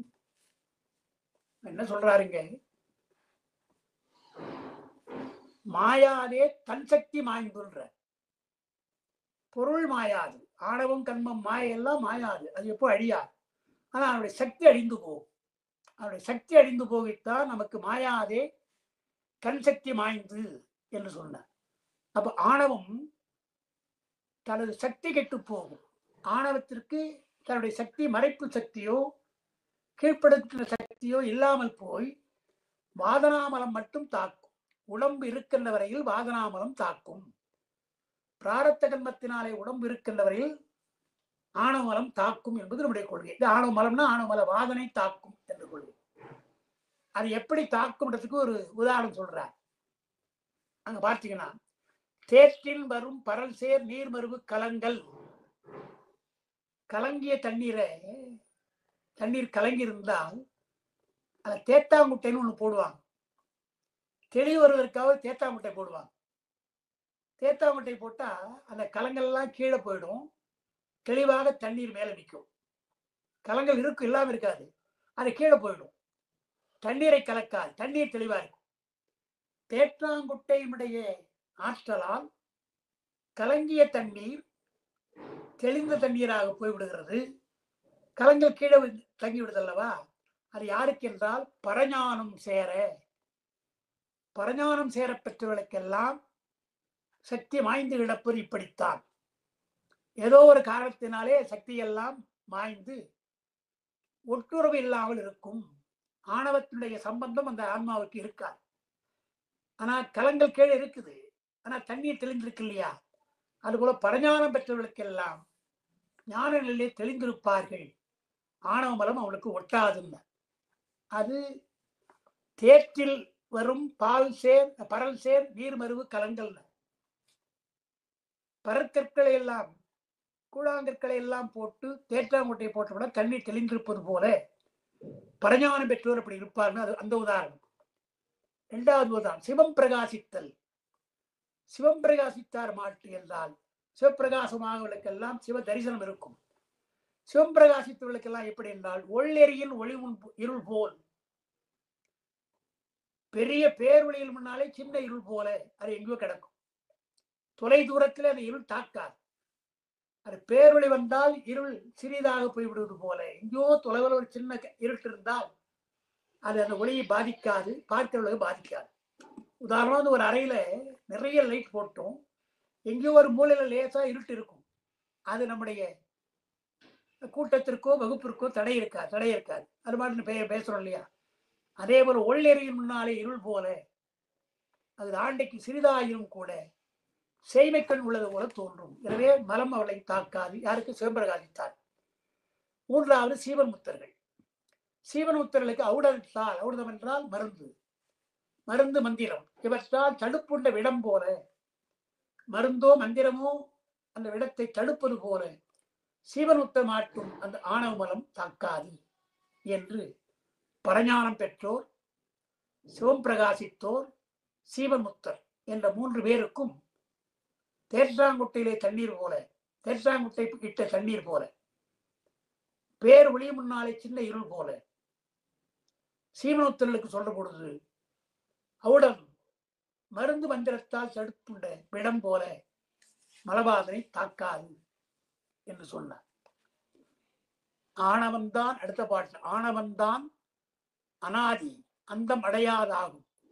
அடைய அந்த ஆன்மாவும் அழியும் என்றால் செம்பில் காணல் உறும் களிம்பு ரதகுடிகை பரிசிக்க கழியும் செம்பு உரு நிற்க கண்டோம் என்று தானிவன் தன் கடலணைய தவிரும் மலம் தவிர்ந்தால் தான் சுத்தனாயிருக்கை முத்தி அறந்தாளை பூண வேண்டுவது ஒன்றுமில்லை எனில் அருக்கன் புகுத இருள் போம் அடியில் பொருந்த மலம் போமே என்கிறார். அதாவது ஆணவம் அனாதி, அதற்கு முடிவு கிடையாது. ஒருவேளை ஆணவம் முடிவுன்னு சொன்னா அதோட சேர்ந்த ஆன்மாவும் முடிஞ்சு போகும். எப்படி ஆன்மாவிற்கு அந்தமில்லைன்னு சொல்றோமோ, அதுபோல ஆன்மாவை பற்றி இருக்கிற சகஜமனமா இருக்கின்ற ஆணவத்திற்கும் அந்தமில்லை, முடிவில்லை அப்படின்றான். ஆணவம் அழியாதுன்றது அவங்க கொள்கை. அப்போ என்ன நம்ம உதாரணம் சொல்றோம், ரசகுளிகை. செம்பிலே களிம்புக்கு சில ரசவாதம் செய்கிறோம் இல்லையா? ரசவாதம் செய்தால் அது செம்பு பொன்னாக மாறிவிடும். அப்ப செம்பு பொன்னாக மாறுமே தவிர அந்த ரசகுலை இருக்கு இல்லையா, ரசகுலையுடைய ஆற்றலால் தான் செம்பு பொன்னாக மாறும். எனவே மெஞ்ஞானம் சார்ந்த மாத்திரையே உயிர் வேறாய் நிற்ப உயிரோடு சகஜமாய் என்ற ஆணவம் நசிக்கும் என்று ஒருக்கு இடுக்கில்லை. எப்பொழுது மெஞ்ஞானம் சேர்ந்ததோ உயிரோடு, அப்ப அஞ்ஞானமா இருக்கின்ற ஆணவம் ஒன்றுமில்லாமல் போய்விட்டுன்னு சொல்லணும். ஆனா முத்தியிலே சகஜமனம் நீங்குமாறு இல்லைன்னு சொன்னா தப்பு. ஆணவத்திற்கு அந்தம் இல்லைன்னு சொல்றீங்க இல்லையா, சொன்னால் அது தவறு. அவங்க சொல்றவங்க பாடானவாதர்கள். பாடானவாத செய்வது என்ன சொல்றாங்க, ஆணவம் இருக்கும் அங்கே, உயிருக்கு எந்த விதமான உணர்ச்சியும் இல்லாமல் கல்லு போல கிடப்பதுதான் முத்தின்றாங்க இல்லையா. இன்பம் பெறுவதானே முத்தி, கல்லு போல் கிடப்பது முத்தி அல்ல. ஆனா பாடானவாத செய்வது சொல்றாங்க. அவருடைய வாதத்தை இங்க மறுக்கிறார். அதே போல சூரிய ஒளி இருந்தாலும் கண்வொளி கலந்தான்றி இருள் நீங்காது. கண்வொளியிலும் அந்த இருள், அந்த சூரிய ஒளி கலக்கணும், பார்க்கிற பொருளையும் சூரிய ஒளி கலக்கும். அப்பொழுதுதான் இருள் பற்றற கழியும். அதுபோல் மெஞ்ஞானம் சேர்ந்தாலும் சிவம் பிரகாசித்து திருவடியை பொருந்த வேண்டும். மெஞ்ஞானம் வந்துருச்சு உங்களுக்கு, சூரிய ஒளி போல் மெஞ்ஞானம் வந்துருச்சு. ஆனா சூரிய ஒளி கண்ணிலே கலப்பது போல உயிர் என்ன பண்ண வேண்டும் என்றால் சிவம் பிரகாசித்து திருவடியை உயிர் பொருந்த வேண்டும். பொருந்தினால்தான் ஆணவம் பற்றற கழியும். எனவே மெஞ்ஞானம் சேர்ந்தவுடனே மனம் நீங்கிவிடும் சில பேர் சொல்றாங்க. அப்படி சொல்றவங்க பேதவாதம் செய்வர்கள், பாடாளவாதம் செய்வர்கள். ஆணவத்திற்கு அந்தம் கிடையாது, அது இருக்கும் சொல்றாங்க. நாம் அதையும் மறுக்கிறோம். இவங்க என்ன பண்றாங்க, மெஞ்ஞானம் சேர்ந்த மாத்திரையே மலம் நீங்கும்ன்றாங்க. நமக்கு அது உடன்பாடு இல்லை. மெஞ்ஞானம் வந்தாலும் கூட சிவம் பிரகாசித்து திருவடி கீழ் அந்த பெருமானுடைய திருவடி கீழ் உயிர் சேர வேண்டும். சேர்ந்தால்தான் ஆணவம் பற்றற கழியும் என்று அந்த பாட்டில் சொன்னார். அடுத்து நெல்லினுக்கு தவிடுமைகள் அனாதியாக நெல்லை விட்டு நீங்கும் வகை நின்று நிகழ்த்தி சொல்லிடில் துகளற்ற அரிசியின் பால் இல்லை, தொக்கிருந்து மற்றொரு நெல் தோன்றிடாவா, மெல்ல இவை விடும் அறவே இவை போல அணுவை மேவும் மலம் உடல் கர்மம் அனாதி விட்டே நீங்கும், நல்ல சிவ முத்தியின் கண் பெத்தான்மாவை நடுங்கி நிற்குமாதலால் நாசமும் என்றானே என்று ஒரு புதிய ஒரு செய்தியை சொல்றார். நெல்லுக்கு உமை தவிடெல்லாம் இருக்கு இல்லையா, அதெல்லாம் நீங்க பின்னால் இருப்பது அரிசி தானே. அரிசி முளைக்குமா? நெல் உமி தவிடு இருந்தால்தான் அரிசி முளைக்கும்.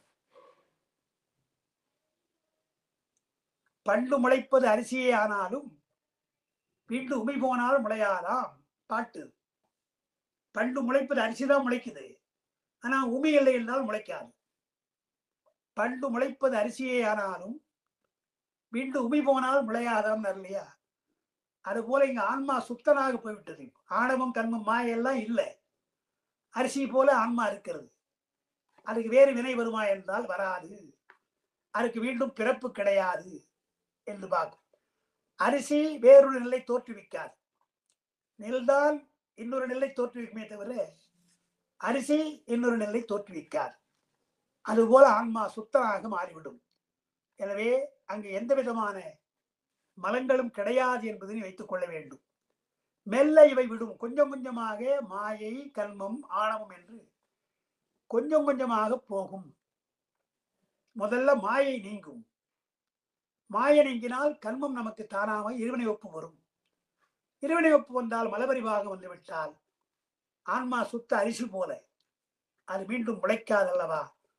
அதுபோல் மீண்டும் பிறப்பு கிடையாது என்று சொல்லி முத்தி நிலையில் 3 முதலும் மொழிய கேள் என்று சொல்றார்.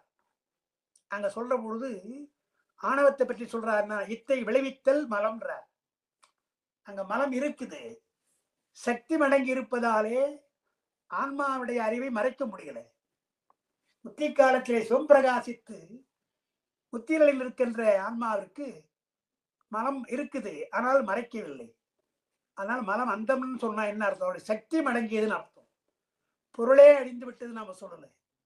பொருள் இருந்தாலும் அவருடைய ஆற்றல் அழியலாம் இல்லையா? எனவே ஆற்றல் அழிவது போல இங்கே இருக்கிறது என்று உண்மை விளக்கத்தில் இத்தை விளைவித்தல் மலம் என்று சொல்வது போல மெல்லவே இவற்றையெல்லாம் விடுவதுதான் பின்னாலே முத்தியாக இருக்கும். அப்புறம் ஒண்ணு சொல்றார், நல்ல சிவ முத்தியின்கண் எல்லாம் நீங்கிடும். ஒரு ஆன்மாவிற்கு ஆணவம் சக்தி மடங்கி இருக்கிறது, கண்மம் கிடையாது, இறைவனை ஒப்பு வந்துடுச்சு, மாயா காரியங்களை நீங்கியாச்சு.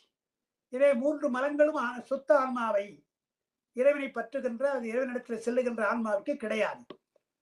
அப்ப நீங்க சார் ஆணவம் அழியாதுன்னு சொன்னீங்களே என்றால் அந்த ஆன்மாவிற்கு அழிந்து விட்டது. அந்த சுத்த ஆன்மாவாக இறைவனை அடைகின்றார்கள் இல்லையா அந்த ஆன்மாக்கள், அந்த ஆன்மாக்களுக்கு ஆணவம் சக்தி மடங்கியது. ஆனா மற்ற ஆன்மாக்கள் இருக்கு இல்லையா, இன்னும் பெத்தான்மாக்கள், பக்குவம் பெறாத ஆன்மாக்கள், அவளுக்கெல்லாம் ஆணவம் இருந்து கொண்டுதான் இருக்குது. எனவே ஆணவமும் அங்கே அழியாது, நாசம் இல்லை என்று சொல்லலாம். ஒரு ஆன்மாவிற்கு அந்த ஆணவம் சக்தி மடங்கியது. ஆனா அதான் முத்தி ஆன்மாவுக்கு. முத்தான்மாவிற்கு அந்த ஆணவம் சக்தி மடங்கியது. பெத்தான்மாக்களுக்கு ஆணவம் அடங்கவில்லை. ஆணவம் இருக்கிறது அல்லவா? எனவே எப்பொழுதுமே அந்த ஆணவம் இருக்கிறது என்று நாம் சொல்லலாம் என்று பெத்தான்மாவை நடுங்கி நிற்கும் ஆதலால் நாசமும் என்றானே. ஆணவம் நாசம் அடையாது, ஏதோ ஒரு ஆன்மாவை பற்றி கொண்டுதான் இருக்குது. சில ஆன்மாக்கள் தானே முத்தி அடைகிறது. எனவே முத்தி அடையாத ஆன்மாக்கள் எல்லாம் ஆணவம் பற்றி இருக்குது அல்லவா? எனவே ஆணவத்திற்கு அழிவில்லை என்றும் சொல்லலாம், அப்படின்னு சொல்லலாம். ஒரு ஆன்மாவை பார்க்கிற பொழுது அவருடைய சக்தி மடங்கியதுன்னு சொல்லலாம். அந்த ஆணவம் இருக்கிறது, ஆனா அதோட சக்தி இல்லை. ஆனா பெத்தான்மாக்கள் கட்டுண்ட ஆன்மாக்கள் இருக்கு இல்லையா, அதற்கெல்லாம் ஆணவம் அழியவில்லை, நசித்திடாது, நசிக்காமல் அங்கே அந்த சக்தியோடு இருக்கிறதுன்னு சொல்றார். அடுத்து ஒன்று சொல்றார், இறைவனை விட்டு நாம் எங்கும் இருக்க முடியாது என்றார். அது பெத்தான்மாவா இருந்தாலும் சரி, முத்தான்மாவா இருந்தாலும் சரி, அது அழியாது என்றார். எவ்விடத்தும் இறையடியை இன்றி அமைந்து ஒன்றை அறிந்து இயற்றியடா உயிர்கள். இறைவன் தானும் செவ்விதின் உளம் புகுந்து செய்தியெல்லாம் உணர்ந்து சேட்டிப்பித்து எங்குமாய் சேர்ந்து நிற்பன். இவ்வுயிர்கள் தோற்றும் போது அவனை இன்றி தோற்றார். இவற்றினுக்கு அம்முதல் எழுத்துக்கு எல்லாமாய் நிற்கும் அவ்வுயிர் போல் நின்றிடுவன். ஆதலால் நாம் அறநடியை அகன்று இருப்பது எங்கே? பெருமானை விட்டு நாம் எங்க நிக்கிறதுன்ற அழகான செய்தி நாம் அடிக்கடி சொல்றோம். பெருமான் மேல நமக்கு கோபம் கூட வருது. எவ்வளோ வழிபடுகிறோம், சோதிக்கிறாரே பெருமான் என்றெல்லாம் நாம சொல்றோம் இல்லையா? அதனால பெருமான் மேல கோபம் வருது இல்லையா? அப்ப பெருமானை விட்டு எங்க போறது? எல்லாம் அவனா இருக்கிறான். ஒரு இடத்துல இப்போ ஒரு வீட்டுல அப்பாவுக்கும் பிள்ளைக்கு சண்டை வந்தா நான் வீட்டை விட்டு போறேன்னு போயிடுவான். ஏன்னா அவனுக்கு வீடு தான் ஒரு எல்லை, வீட்டை விட்டு போயிடுறான். அது அப்பா கிட்ட கோச்சிட்டு வீட்டை விட்டு போலாம். இறைவனிடத்துல கோச்சிட்டு எங்க போறது? அவன் தான் எங்க இருக்கிறாங்க. இறைவனை விட்டு எங்க நம்மாலே போக முடியாது. ஏனென்றால் தோன்றியதவனால், இருப்பதவனால், ஒடுக்கம் அடைவதவனால், எல்லாம் அவனாலே, செயலெல்லாம் அவனால் என்றால் அவனை விட்டு எப்படி போக முடியும்? அதான் இந்த பாட்டில் சொல்றார், இறைவனுடைய திருவடி இல்லாமல் ஆன்மா தனித்திருக்கார். இந்த இடத்த இந்த பாட்டுக்கு விளக்கமாக, இது பின்னால வந்த பாட்டு, இதற்கு விளக்கமாகத்தான் திருமந்திரத்துல சீவன் என்ன சிவன் என்ன வேறில்லை. அழகான வரி அந்த வரி. சீவன் என்ன சிவன் என்ன வேறில்லை என்பதை வேதாந்த பரமாக பொருள் கொள்றாங்க வேதாந்திகள். சீவன் என்று தனியா கிடையாது, சிவன் என்று தனியா கிடையாது, சிவன் தான் சீவன், சீவன் தான் சிவன் என்று திருமந்திரமே சொல்லுகிறது என்று வேதாந்த கருத்தாக இந்த தொடருக்கு பொருள் சொல்றாங்க. அது வேதாந்த பொருள் அல்ல, திருமூல சித்தாந்தத்தில் சொல்றாரு. என்ன சொல்ல தெரியுங்களா? சீவன் எங்கெல்லாம் இருக்கிறதோ அங்கெல்லாம் சிவன் இருக்கிறான், கலந்திருக்கிறான். எல்லா பொருளிலும் கலந்திருக்கிறான் என்று சொன்னால் சீவன் எங்கெல்லாம் இருக்கிறானோ அங்கெல்லாம் கலந்திருக்கிறான் அர்த்தம். கலந்தில்லை என்றால் இப்ப உதாரணமா இது அப்பா, இது அவனுடைய மகன் சொல்லலாம். ஏன்னா வேறு வேறா இருக்கிறாங்க. இது அம்மா, அவருடைய மகள் வேறு வேறா இருக்கிறாங்க. அதுபோல பெருமானை சொல்ல முடியுமான்னு கேட்கிறார் திருமூலர். இவன் சிவன், இவன் சீவன் என்று தனியா சொல்ல முடியுமா? எல்லா சீவனுக்குள்ளே சீவித்திருக்கிறான் பெருமான், உயிருக்கு உயிரா இருக்கிறான் சொன்னார். சீவன் என்ன சிவன் என்ன வேறில்லை, ஒன்றாக கலந்திருக்கிறான் அத்வைத நிலை சொல்றார். கலப்பினால் ஒன்றாயிருக்கிற நிலையைத்தான் சீவன் என்ன சிவன் என்ன வேறில்லை என்றார். அதைத்தான் இந்த பாட்டில் அவர் சொல்லுகிறார் சித்தியார்ல. எவ்விடத்தும் இறையடியை இன்றி அமைந்து ஒன்றை அறிந்து ஏற்றிடாது. இறைவனை இல்லாமல் ஒரு பொருளை அறிய முடியாது உயிர். அவன் தான் அறிவிக்கின்றான், உள்ளே புகுந்தான், செயலையெல்லாம் செய்ய வைக்கின்றான், சேட்டிப்பிக்கிறான், இயக்குகிறான். ஆன்மா அறிவினாலும் இச்சையினாலும் செயல்படுவதற்கு அவன் தான் இயக்குகிறான். எங்கும் செறிந்து நிற்பான், செருவழியாது நின்ற சிவன். சிவஞான சித்தியார்ல தொடக்கத்திலேயே செறிவழியாது நின்ற சிவன், அம்மையப்பனாய் செறிவழியாது நின்ற சிவனடி சென்னி வைப்பாம் என்று சொன்னார். அதனால இந்த உயிர்கள் தோன்றும் பொழுதும் அவன் இன்று தோன்றாது, ஒடுங்குகிற போதும் அப்படி தோன்றா, அப்படிதான் ஒடுங்கும். எதுபோல என்றால் அகரம் போல. திருவள்ளுவர் சொன்ன அகரம் சொன்னால் அகர முதல எல்லாம் எழுத்தெல்லாம் இல்லையா? ஆ என்ற எழுத்து தனியா இருக்கும் உயிரெழுத்து. ஆனா அந்த உயிரெழுத்து மற்ற உயிரெழுத்துக்களை எல்லாம் இயக்குகிறது, கலக்கிறது. மற்ற எழுத்துக்கள் எல்லாம் எழுத்துக்கள் எல்லாம் கலக்கிறது அல்லவா? அதுபோல் இறைவன் தனியாக இருக்கிறான், தனியாக இருந்து கலக்கிறான், இயக்குகிறான். உயிரோடு இருந்து கலக்கிறான், உயிரை இயக்குவது போல. மெய்யர் இயக்கத்தை போ மெய்யர் இயக்கம் அகரமுடு சிவனும் என்று தொல்காப்பியம். மெய்யெழுத்து ஆ என்ற எழுத்தினால இணைப்பது போல இறைவனும் எல்லா சடப்பொருளையும் இயக்குகிறான். எனவே சடப்பொருளா இருந்தாலும் சரி, சித்து பொருளாக இருந்தாலும் அவனன்றி பொருள் வேறு எந்த பொருளும் கிடையாது என்று இங்கே சொல்லுகிறார். அறிவானும் தானே, அறிவிப்பான் தானே, அறிவாய் அறிகின்றான் தானே என்று எல்லா பொருளிலும் கலந்திருந்து அகர உயிர் போல் இருக்கிறான் சொன்னதனால தானும் அறிகிறான். தான் ஒரு எழுத்தாக, ஆ என்ற எழுத்தாக இருக்கிறான். ஆனா மற்ற எழுத்துக்களை இயக்குகிறான் அல்லவா? அது ஒரு அறிவானும் தானே, அறிவிப்பான் தானே, அறிவாய் அறிகின்றான் தானே. அறிவிப்பான் தானே என்பது அறிவானும் தானே என்பது முற்றறிவாக முற்றுணர்வாக எல்லா பொருளையும் அறிகின்ற வியாபக அறிவி சொல்றது. அறிவிப்பான் தானே என்றால் உயிர்களுக்கெல்லாம் அறிவிக்கின்றான், ஆன்மாக்களுக்கு அறிவிக்கின்றான் என்றால் அது காட்டு உபகாரம். அறிவானும் தானே என்றால் அது காணும் உபகாரம். அத்வைத நிலையிலே இருந்து இறைவன் இப்படி காட்டு உபகாரமாக, காணும் உபகாரமாக, அகர உயிர் எல்லா இடத்திலே கலந்திருப்பது போல அவன் இருக்கின்றான் என்று சொல்லிட்டு, இப்படி எல்லாவற்றிலும் எங்கும் சரிந்திருக்கிறானே, அவனை ஏன் பார்க்க முடியல? அது ஒரு கேள்வியா கேட்கிறான். ஏன் அவனை பார்க்க முடியவில்லை என்பதற்கு என்ன பதில் என்றால் ஒரே பதில் தான். எல்லா பொருள்களையும் எல்லாரும் பார்க்க முடியாது. உதாரணமாக சயின்டிஸ்ட் இருக்காங்க இல்லையா?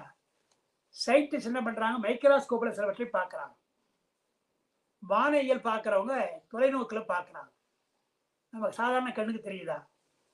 நம்முடைய கண்ணுக்கே தெரியாமல் சில பொருள்கள், நுண்குருவிகள், கிருமிகள், அணுக்கள்லாம் இருக்கு இல்லையா? அது நம்ம கண்ணால பார்க்க முடியுதா? கண்ணால் பார்க்கப்படுகின்ற பொருள் எல்லாம் சூழப்பொருள்கள், சூக்கும பொருளை பார்க்க இருக்கு. சூக்கும பொருள் காற்று இருக்குது, ஆனா நம்மளால பார்க்க முடியாது. ஆகாயம் இருக்குது, அருவப்பொருள் பார்க்க முடியாது. எனவே கண்ணுக்கு தெரியாத பொருள்களும் இருக்கின்றன. கண்ணுக்கு தெரிந்த பொருள்தான் இருக்கின்ற நம்புகிறவன் லோகாயுதம். ஆனால் கண்ணுக்கு தெரிஞ்சாதான் இருக்குன்னு சொல்லுவான். ஆனால் தத்துவத்தில் அப்படி கிடையாது. பொருள்களை பிரிக்கிற பொழுது தூளப்பொருள் என்னும் சூக்கம பொருள் நல்லா பிரிச்சிருக்கும். எனவே சூக்கம பொருள் என்றைக்கும் கண்ணுக்கு தெரிய வராது. அது தூளமாக வந்தால் கண்ணுக்கு தெரியும். அதனால்தான் மண்ணிலே பானை இருக்குதுன்னு ஏன் சொல்றோம்? பானை இருக்குது, சூக்கமா இருக்குது, எனவே கண்ணுக்கு தெரியல. காரியப்பட்டால் தூளமாக வந்தால் கண்ணுக்கு தெரிகிறது. அதுபோல் இறைவன் சூக்கும நிலையில் இருக்கின்றான். நமக்கெல்லாம் தெரியாதது என்ன அழகா எடுக்கிறார். அந்தகருக்கு இரவி இருளாகும். சூரியன் நன்றாக ஒளி வீசுகிறான், ஆனால் பார்வையற்றவர்களுக்கு தெரியுதா? தெரியல. கண் இருக்குது, ஆனா பார்வை பேரு கிடையாது. கண் பார்வை இல்லாதவர்களுக்கெல்லாம் சூரியன் தெரியாது. சூரியன் எல்லாம் ஒளியோடு இருக்கிறான். சூரியன் ஒளியோடு இருந்தாலும் கண் பார்வையற்றவர்களுக்கு தெரியாதது போல இறைவன் அருட்கண் இல்லாதவர்களுக்கு தெரியாது. திருமூலர் அருட்கண் இல்லாதாருக்கு அரும்பொருள் தோன்றா, அருட்கண் இல்லாதாருக்கு அரும்பொருள் தோன்றான் அர்த்தாயிரம் சொல்றார். ஈசன் அருட்கண்ணில்லாருக்கு ஒளியாயே இருளாம். அருட்கண் கண்ணுக்கு தெரியுது ஒளி, ஆனா அருட்கண் இருந்தால் தானே பெருமான் தெரியுவான். இப்ப எல்லா இடத்துலயும் பாத்தீங்கன்னா எல்லாத்தையும் கலந்துருக்கிறான். வானாகி மண்ணாகி வழியாகி கலந்துருக்கிறான்னு பாடுறாங்க. எங்க சார் இருக்கிறான்? நிலமா இருக்கிறாரு, எங்க நிலத்துல இருக்கிறான்னு தெரியுதா? ஆனால் மாணிக்கவாசகர் சொன்னார், நிலந்தன்மையில் வந்தவழி நீர்கடல்கள் காட்டினான்றாரு. இதே நிலத்துல திருப்பெருந்துறையில நிலங்களை வந்து காட்டினான், நீர்களை காட்டினான்னு சொல்றாரு இல்லையா? அப்ப அவளுக்கு தெரியுது இல்லையா? அப்ப மாணிக்கவாசகர் பொண்ணுலாம் அருட்கண் உடையவர்கள், அவர்களுக்கெல்லாம் பெருமான் தெரிகிறான். அருட்கண் இல்லாதாருக்கு தெரியவது கிடையாது. ஞானசம்பந்தருக்கு தோளுடைய சபையில் பாடுகின்ற பொழுது ஞானசம்பந்தருக்கு பெருமான் தெரிகின்றான். பக்கத்திலே இருக்க நம்ம அப்பாவுக்கு தெரியல என்றார் சேர்க்கிறார். சிவபாதி இருக்க அந்த காட்சி கிடைக்கல, தெரியல என்றார். எங்க பக்கத்திலே இருக்கிறாரு. யார் அவர்? சாதாரண அளவர், ஞானசம்பந்தரை பெற்ற பேருடையவர். அவருக்கே தெரியல. அருட்கண் இல்லாதாருக்கு அருள் இல்லை. அப்புறம் இன்னொன்னு சொல்றார், பருதி அலர்த்திடுவது போல் பங்கம்தான் எழும் பதுமம் பக்குவத்தை அடைய பருதி அலர்த்திடுவது போல் பருவம் சேர் உயிருக்கு பெருமான் ஞானக்கண் கொடுப்பார். குளத்திலே பொய்களை தாமரையெல்லாம் பூத்து கிடக்குது. தாமரையெல்லாம் சூரியனால் தானே மலர்கிறது. ஒரு நாள் சூரியன் தோன்றுகிற பொழுது எல்லா மலரும் மலர்ந்துவிடுதா? எல்லா தாமரைகளும் குளத்துல மலர்ந்து விடுதா என்றால் இல்லை. மலர்கின்ற பக்குவம் உடையவைதான் மலர்கின்றன.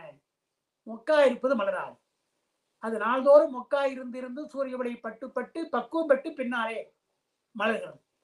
அதுபோல் ஆன்மாக்கள் உடனே மலர்கின்ற தாமரை போல சில ஆன்மாக்கள் இருக்கிறது. மொக்காக இருந்து பின்னாலே போதாக மாறி மலராக மலர்கின்ற பக்குவம் வருகின்ற பொழுது அந்த சூரியன் தாமரையை மலர்த்துவது போல பெருமானும் ஆன்மாக்களுக்கு ஞானக்கண் கொடுப்பது பக்குவம் வந்தவுடனே அந்த ஞானக்கண்ணை கொடுத்து தன்னை காட்டுகிறான். சோதிக்குள் சோதியாய் தோன்றிடுவான்.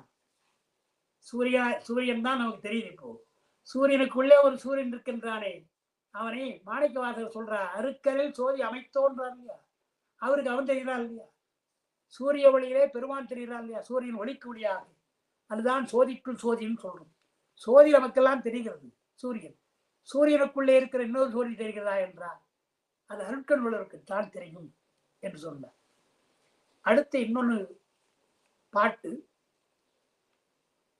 9வது பாட்டு. சென்றனையும் நிழல் போல சிவன் நிற்பன், சென்றனை அவன் முதலில் சிவத்தை அணைந்து ஒன்றாய் நின்றது உயிர் கெட்டெண்ணில் கெட்டதனை என்றான். கெட்டது அணைவென்றான். நின்றதேல் கேடில்லை, அணைந்து கெட்டது எண்ணில் பொன்றினது ஏன், முத்தியினை பெற்றவரார் புகழ் நீ, பொன்றுகையே முத்தியனில் புருடன் நித்தன் என்றான். ஒன்றிடும் நீருடன் நீர் சேர்ந்தார் போல என்றால் ஒரு பொருளும் அதிபதியோடு உயிர் பொருள் ஒன்றன்றே, அதிபதியோடு உயிர் பொருள் ஒன்றன்றே. முத்தி நிலைகளே பெருமானோடு சேருகின்ற பொழுது என்ன சொல்றாங்க? முதலாவது அவங்க ஈஸ்வர அபிகாரவாதிகள் பேரு. ஈஸ்வர அபிகாரவாதி என்ன பண்றாங்க? அரண் வந்து ஞானக்கண் கொடுத்து தன்னை தோற்றுகிறான்னு சொல்ல வேண்டியதில்லை. அவங்க என்ன சொல்றாங்க? பெருமான் வந்து ஆன்மாக்களுக்கு ஞானத்தை கொடுத்து அதனால் பெருமானை அடையலாம் என்று சொல்ல வேண்டாம். வெயிலிலே செல்லுகின்ற ஒருவன் நிழலை பார்த்தால் மடநிழலுக்கு அவன் போறான் இல்லையா? அதே போல பெருமானுடைய உணர்வு அவனுக்கு வரும். வாழ்க்கை துன்பத்தினாலே இந்த துன்பத்தை நீங்குவதற்கு பெருமானுடைய தெய்வம் என்பது ஒரு சித்தம் உண்டாகும். சித்தம் உண்டாக உடனே எப்படி வெயிலே போகின்ற ஒருவர் நிழலுக்கு மரத்தினுடைய நிழலை சாருகிறானோ அதுபோல் இறைவன் திருவடியை அவன் சேர்வான். இறைவன் தர வேண்டிய அவசியம் கிடையாது. தான் படுகின்ற துன்பங்களே தெய்வத்தை காட்டும். பின்னால் வெயிலே இருந்து தப்பிப்பதற்கு நிழலை தேடுவது போல இறைவன் திருவடியை சேர்வான் என்று சொல்றவங்க ஈஸ்வர அவிகாரவாதம். இங்க எழுதலை, அவர் எழுதலை, ஈஸ்வர அவிகாரவாதம். அதை நம்ம மறுக்கிறோம். சொல்றார் ஈஸ்வர அவிகாரம் சொல்றார். அது என்னன்னா, பருவம் சேர்ந்தால் தானே ஆன்மா இறைவனை அடையும்ன்றாங்க. அது எது போல என்றால் மரத்தினிலே போய் வெப்பம் வெயிலே போகின்றவன் அடைவது போல என்கிறார். அப்ப என்ன ஆகும் என்றால் மரநிலைக்கு சுதந்திரம் இல்லை. மரநிலை தானே வருமா என்றால் அது அங்க இருக்கும், அசையாது. சுதந்திரம் இல்லை. அவனை கூடுகின்ற உயிருக்கு சுதந்திரம் எனப்படும். இறைவனுக்கு சுதந்திரம் இல்லை, உயிருக்கு சுதந்திரமாக போய் சேருதுன்னு வந்துடும், மாறிடும். நாம் அப்படி சொல்லலை. உயிருக்கு சுதந்திரம் கிடையாது என்பதனுடைய கொள்கை. எனவே மரநிழல் என்பது நிழலுக்கு ஒன்னா சொல்லலாம். மரம் தானே வராது, அது அங்கேதான் இருக்குதுன்னு சொன்னா அப்படி அல்ல. இறைவன் வியாபகமாக இருக்கிறார். நீ சொல்றது மரத்தை சொல்ற. மரம் என்பது ஏகதேசமாக ஒரு இடத்துல இருக்கிறது. ஆனா இறைவன் ஆலமரம் போல் எல்லாவற்றிலும் வியாபகமாக நிழலை பரப்பியிருக்கிறார். எனவே போக வேண்டிய அவசியம் கிடையாது. எப்பொழுது பிறவி வேண்டாம் என்று எண்ணுகிறோமோ அப்பொழுது பெருமானுடைய அருள் வந்துவிடும். நீங்க அதுக்காக தனியா நிழலை தேடி போவதோடு போக வேண்டாம். உயிருக்கு அந்த பக்குவம் வந்தால் பெருமான் அருள் வந்துவிடும். எனவே மரநிழல் என்பது சரியான உதாரணம் இல்லை. இரண்டாவது, பரிணாமவாதிகள் என்ன பண்றாங்க? உயிர் கெட்டு போகும், உயிர் தன்னுடைய தன்மை நீங்கி பெருமானுடைய திருவடிக்கு ஒன்றாக போகும் என்றால், உயிர் கெட்டு போனால் கூடுவது எப்படி? உயிர் கெட்டு போச்சுன்னா அழிந்து போனால் எப்படி கூடும்? எனவே அழிந்தால் கூடுவதில்லை. முத்தியில உயிர் அழிந்தால் கூடுவது கிடையாது. இல்ல சார், அவன் என்ன சொல்றான்? கூடியவன் கெட்டதுன்றான். கெட்டால் கூடாதுன்னு நம்ம சொன்னா, கூட முடியாதுன்னா கூடியவன் கெட்டது என்று சொன்னால் கெட்ட வழி பெற்று முத்தி பெறுவது ஒன்றின்மையாலும். கூடியாச்சுன்னா இறைவனோடு சேர்ந்தாச்சு, அப்புறம் என்ன முத்தி பெறது? கெட்ட வழி பின்னாலே கெட்டதனில் கூடியவன் கெட்டது என்றால் கூடியவன் கெட்டா என்ன அர்த்தம்? முத்தியே கிடையாது. ஆன்மா அங்க இல்லாம பெருமா இன்பத்தை எந்த ஆன்மா அடையும்? எது அடையும்? எனவே ஆன்மா அங்க இருந்தால்தான் கூடிய பின்னால் இன்பத்தை அடைய முடியும். எனவே கெட்டும் கூட முடியாது, கூடியும் கெடக்கூடாது. ரெண்டாவது அப்ப என்ன பண்றான்? கேடே முத்தி என்றான். முத்தினா கெடுவதுதான் சார் முத்தின்றான். நீ என்ன கெடுவது கெடாதுன்னு சொல்றீங்க? கேடே முத்தி என்றான். கெடுவதே முத்தி என்றால் உயிர் ஆன்மா நித்தம் சொல்றோமே, உயிர் கெட்டு போன்னு சொல்றேப்பா. ஆன்மா அனாதி, உயிர் நித்தம் சொல்றோம். உயிர் நித்தமாதலால் கேடே முத்தி என்பதும் கூட வலு தவறுண்ட. இனி என்ன பண்றாங்க? எல்லாம் ஐக்கியவாதிகள், நீரோடு நீர் சேர்ந்தது போல உயிர் அரணடியை சேரும், நீரோடு நீர் சேர்ந்தால் உயிர் பெருமானடியை சேர்வது போல என்று நீரும் நீரும் போல் முதல்வனும் உயிரும் என்று சொல்றாங்க. அந்த ஐக்கியவாதம் நாம் மறுக்கிறோம். ஏன்னா ஐக்கியவாதம் என்றால் ஒரே தன்மையுடைய ஒரு பொருள். இதுவும் தண்ணீர், இதுவும் தண்ணீர். இது கடல் நீர், இது ஆற்று நீர், ரெண்டும் சேரலாம். தண்ணீர் என்ற தன்மையினாலே சேர்ந்தால் அதெல்லாம் ஐக்கியம். நான் இறைவன் வேறுதான், உயிர் வேறுதான். உயிருடைய தன்மை இறைவனுடைய தன்மையா? இறைவன் முற்றுணனுடையவன், உயிர் ஏகதேசம் உடையது. எனவே அது பொருந்தாது. எனவே ஐக்கியவாதம் பொருந்தாது என்று இப்படியெல்லாம் முத்தி நிலையிலே உயிர் எப்படியெல்லாம் இருக்குன்றதெல்லாம் இப்படி அவர் சொல்லுகிறார். அதற்கு பின்னால் அடுத்த பாட்டில் மிக முக்கியமானது, முத்தியை சேர்ந்தால் உயிர்கள்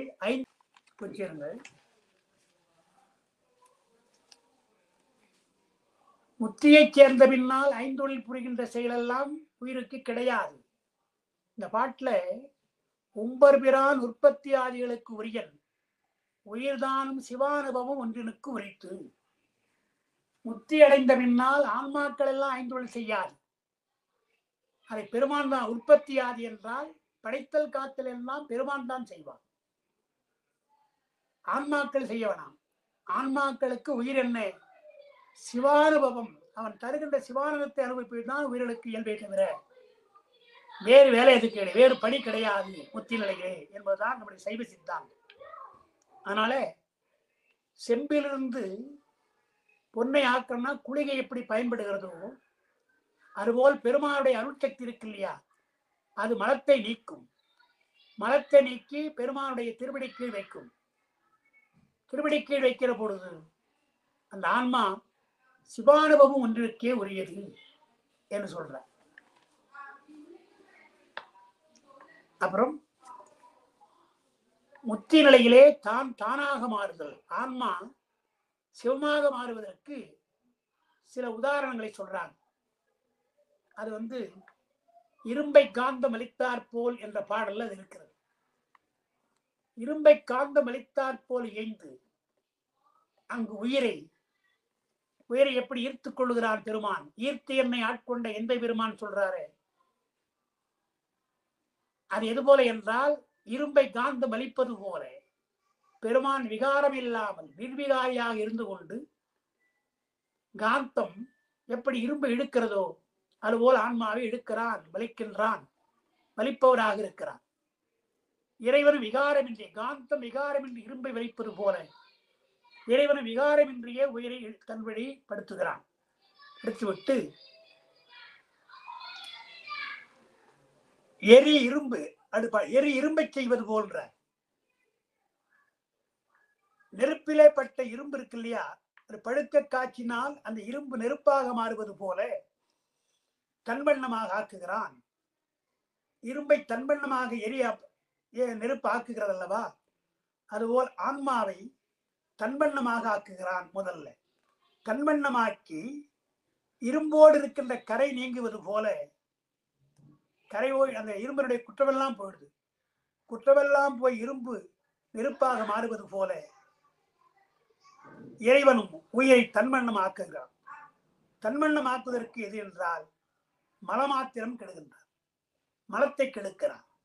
இரும்பினுடைய குற்றத்தை நீக்கிய இரும்பு இரும்பை செய்வது போல உயிருடைய குற்றமாக இருக்கிற ஆணவத்தை நீக்கி பெருமான் அந்த இன்பத்தை தருகிறான் என்று பார்க்கிறோம்.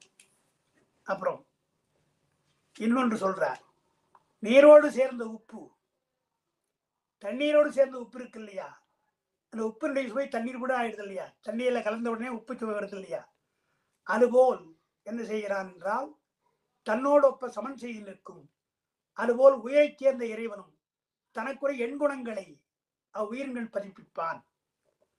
நீரோடு சேர்ந்த உப்பு என்றால் உப்பினுடைய சுவை நீர் பெறுவது போல ஆன்மா இறைவனுடைய 8 குணங்களையும் அது பெறுவதற்கு அது உதாரணம் என்று சொல்றார்.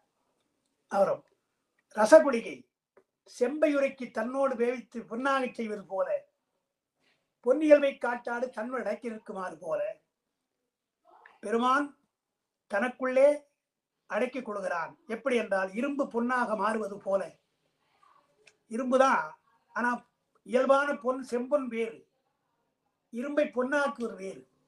அதுபோல் இரும்பை பொன்னாக்குவது போல செம்பொன்னுக்கு அந்த மாற்று குறையாமல் இருப்பது போல பெருமானோடு அந்த ஆன்மா கலந்திருக்கிறது. பொன்னியல்வை காட்டாது தன்னோடு அடக்கி இருக்குமாறு போல இறைவன் உயிரை அவ்வாறெல்லாம் செய்தும் கூட அதன் இயல்பு சிறிதும் தோன்றாதவாறு, உயிருக்கு ஒரு இயல்பு உண்டல்லவா, அறிவித்தால் அறிவிதல், சார்ந்ததன் வண்ணங்களாக இருக்கு இல்லையா, அது போன்ற இயல்புகள் எல்லாம் தோன்றாமல் அப்பு அடைந்த உப்பே போல் ஒப்பச் செய்கின்றான் பெருமான். அப்புறம் கருப்பஞ்சாறு சொல்றாரு, கரும்பை பாட்டுல கரும்பை, தேனை, பாலை, கனியமுதை, கண்டை கட்டியை ஒத்திருப்பான் என்று வருது. அந்த கருப்பஞ்சாறு முதலிய சுவைப்பொருள் சொன்னான் இல்லையா, கரும்பு, தேன், பால், கறந்த பால் கண்ணோடு நெய் கலந்தார் போல இல்லையா, அதெல்லாம் எதற்கு அந்த உதாரணம் என்றால் உயிரிலே பெருமான் முத்தியிலே வந்தவுடனே உயிருடைய தன்மை என்ன என்றால் இறைவனுடைய பேரின்பத்தை அனுபவித்தல். அந்த பேரின்பம் எவ்வாறு இருந்தது என்று சொல்ல முடியுமா என்றால் பிரித்தறிய வராது. கரும்பு சாற்றை சுவைக்கிறோம், அந்த சுவை எப்படின்னு சொல்ல முடியுமா?